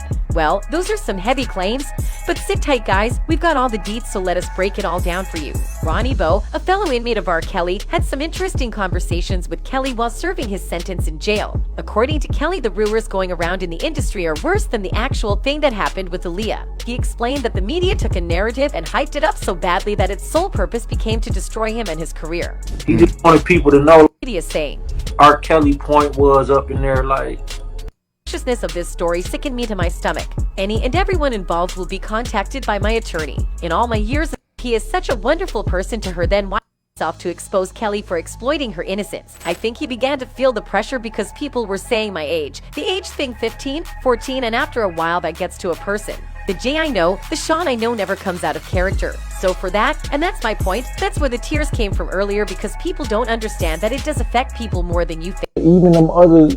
And then the truth backed up with facts. Sad, but many men fall into these. Foxy Brown has a memoir coming out in December. You might not care. It's calling up on the most controversial moments of her history and life in hip-hop. No, yeah, she hit it before Beyonce. Allegedly, the talk show queen is widely known for her tea at the Little B Show. Making Pac feel like he had also got the same. Well, 16, and he said that she was going to be. All right, man. All right, chat. Shit's crazy. Anyway, in news you probably didn't want to know, and I'm gonna sidestep all of this for a second. We'll see if we come back to it. In news you probably don't give two fucks about. Wait, what is Dame Dash talking about? Okay, you talking about Kanye. Did you know that Blueface's mama finna drop her OnlyFans? Like, not that y'all care, but mama duck first, but god damn it, Blueface mama look like, is this cloud chasing or is this actually just smart marketing? You know, obviously when her and Blueface been going back and forth on who has the bigger dick, whether her husband or her son has the bigger dick, which is crazy. When Blueface posted his girl, BBL, she posted a picture of her bare ass. So I don't know what the hell is going on, but apparently she about to drop an OnlyFans. Listen to this, chat. Roll this out for Jonathan's birthday. You know, she said she's going to drop it on Blueface's birthday, OnlyFans. So she's dropping an OnlyFans on her son's birthday. I'm saying I got to be consistent. I have to roll this OnlyFans out for Jonathan for my youngest child's 27th or 26th birthday. You know, I lose track. I ain't that good of a mama. So this will be a good birthday present to roll out. Wait a second. You know, on January 20th, I'm thinking. So whoever can help me get my body together by January 20th to roll out my OnlyFans, I would appreciate. They can get full credit for my body transformation. You got to be willing to do it for free. You might have to move in because I need somebody to watch me if I make sure I don't eat these donuts. Carter, can you go get me a charger because the phone gonna hang up? So y'all hit up the personal trainers and tell them that the mama looking for somebody to get me together. They got about, what is that, about 6 weeks we got here? About 6 weeks to do a body transformation on me. I'm willing to do whatever it takes. Stop doing that for you with my phone. So that we can roll this out on January 20th. For Jonathan's birthday. So he can see his mama's OnlyFans on his birthday. Let's show him what Go over there so I can talk business over here. Go watch Harriet Tubman now. I'll show him how these whores do it. Ain't that what he called me? Show him and Dre how it's done. Okay? Do it for the kids. Do it for the kids. I'm gonna do it for the kids. They want to make jokes. We got a joke for that, baby. We gonna put this OnlyFans up for them mother. By the time my grandkids get older, I'm gonna tell them it's Callie. When the grandkids say who is that, I'm gonna say it's Callie. Yeah, honey, we about to be up in that kitchen, winding that, working them cucumbers. I'm gonna roll this out for John. I hope she's joking. I'm gonna say, and again, goes back to the comments I made about parents earlier, whether it was with King and T.I. and Tiny, or Boonk and his mom. A lot of times we see the crazy and ridiculous things that the child says. Like, for example, Blueface has said certain shit to his mom that I'm like, yo, damn. Remember he kicked his mom out the crib one time when he just got on the scene, you know what I mean? He was talking about, yo, like basically that he cared more about Crippin than he cared about his own blood. You know what I mean? And I think we got to start realizing that some of these parents are flawed too. Not saying these kids are right for how they're acting, but these parents are flawed too. If when your mama is on Instagram trying to compete with your girl and trying to have you feel a way about yourself because of her new man, and she's talking about your penis and you're talking about her body, and it's this petty, I gotta imagine that there's some psychological work needed to be done. This is kind of like over the line, which, by the way, I don't think she sees it that way. I definitely do, but I don't think she sees it that way. You get what I mean? So I'm hoping she gets the help she needs. I think we could kind of tell why Blueface turns out the way he turned out, because at first I was like, Blueface is an asshole, and I'm like, if you grew up with a mom like this, that's this petty, that, you know, everything what Blueface was saying about her, I was like, yo, this gotta be capping. By the way, I don't agree that he said it about her, but now she's over here, I don't know if it's threatening or promising to drop an OnlyFans to basically get naked like a bunch of, like the rest of the whores that he's talking about. I think that's rather sad, if you ask me. All right? Oh, man, let me see. What else? Yo, Brown Skin Dragon, what's good with you? You see a train wreck, you can't look away. You're right. I don't know how they do such a good job. And by the way, again, I think the kids are gonna really be the people who get affected by all this. But there's always something going on in Krishan, Blueface, and the new girl's life. Not new girl, I mean Jade Alexis' life. That is gonna captivate you, even if you're thinking like, this is gonna cause lifelong. Go ahead, take a nice. Okay, all right. Enough of that, though. Enough of that. Okay, what haven't I covered? Damn, we almost have 5:00. Holy shit! All right, chat. I know we almost got 10,000 people here. By the way, you guys are so gracious. We almost had 10,000 people rocking with us at 5 a.m. in the morning. Yo, chat, I'm gonna call it a night. We still got to talk about. I'll do this tomorrow. King Von's sister cutting off NBA YoungBoy in the club. Tyrese, this thing is wilding out. He said people keep, talking about his situation. Clearly, we have Hitmaker who's trying to now come back and clarify that he's not fucking Tink, even though who's believing him. Money Man said niggas just stole $400,000 out of his car. Probably some more Diddy stuff is gonna come out tomorrow, because when isn't it coming out? And pause on that, by the way. And what else? I'm pretty sure we'll get like some type of response, some eloquent, long written or alive from T.I. and Tiny, kind of explaining what's going on. First y'all all night. I hope they take some type of accountability, as well as what else? Oh, the OnlyFans thing. By the way, I hit up Cardi B. She actually told me exactly what's what, but she told me this number's cap. Like, She's like, they had reported that Cardi B almost made 45 million. I hit her up. She told me like the real about the OnlyFans things, and like she even told me other people who they're like, nah, her shit be busting, but not busting to the tune of anything you're seeing with somebody making like 50 million. Obviously, the Catch Me Outside girl is like it's kind of like different because a lot of people had like a lot of perverse, kind of fetishes for her when she turned 18.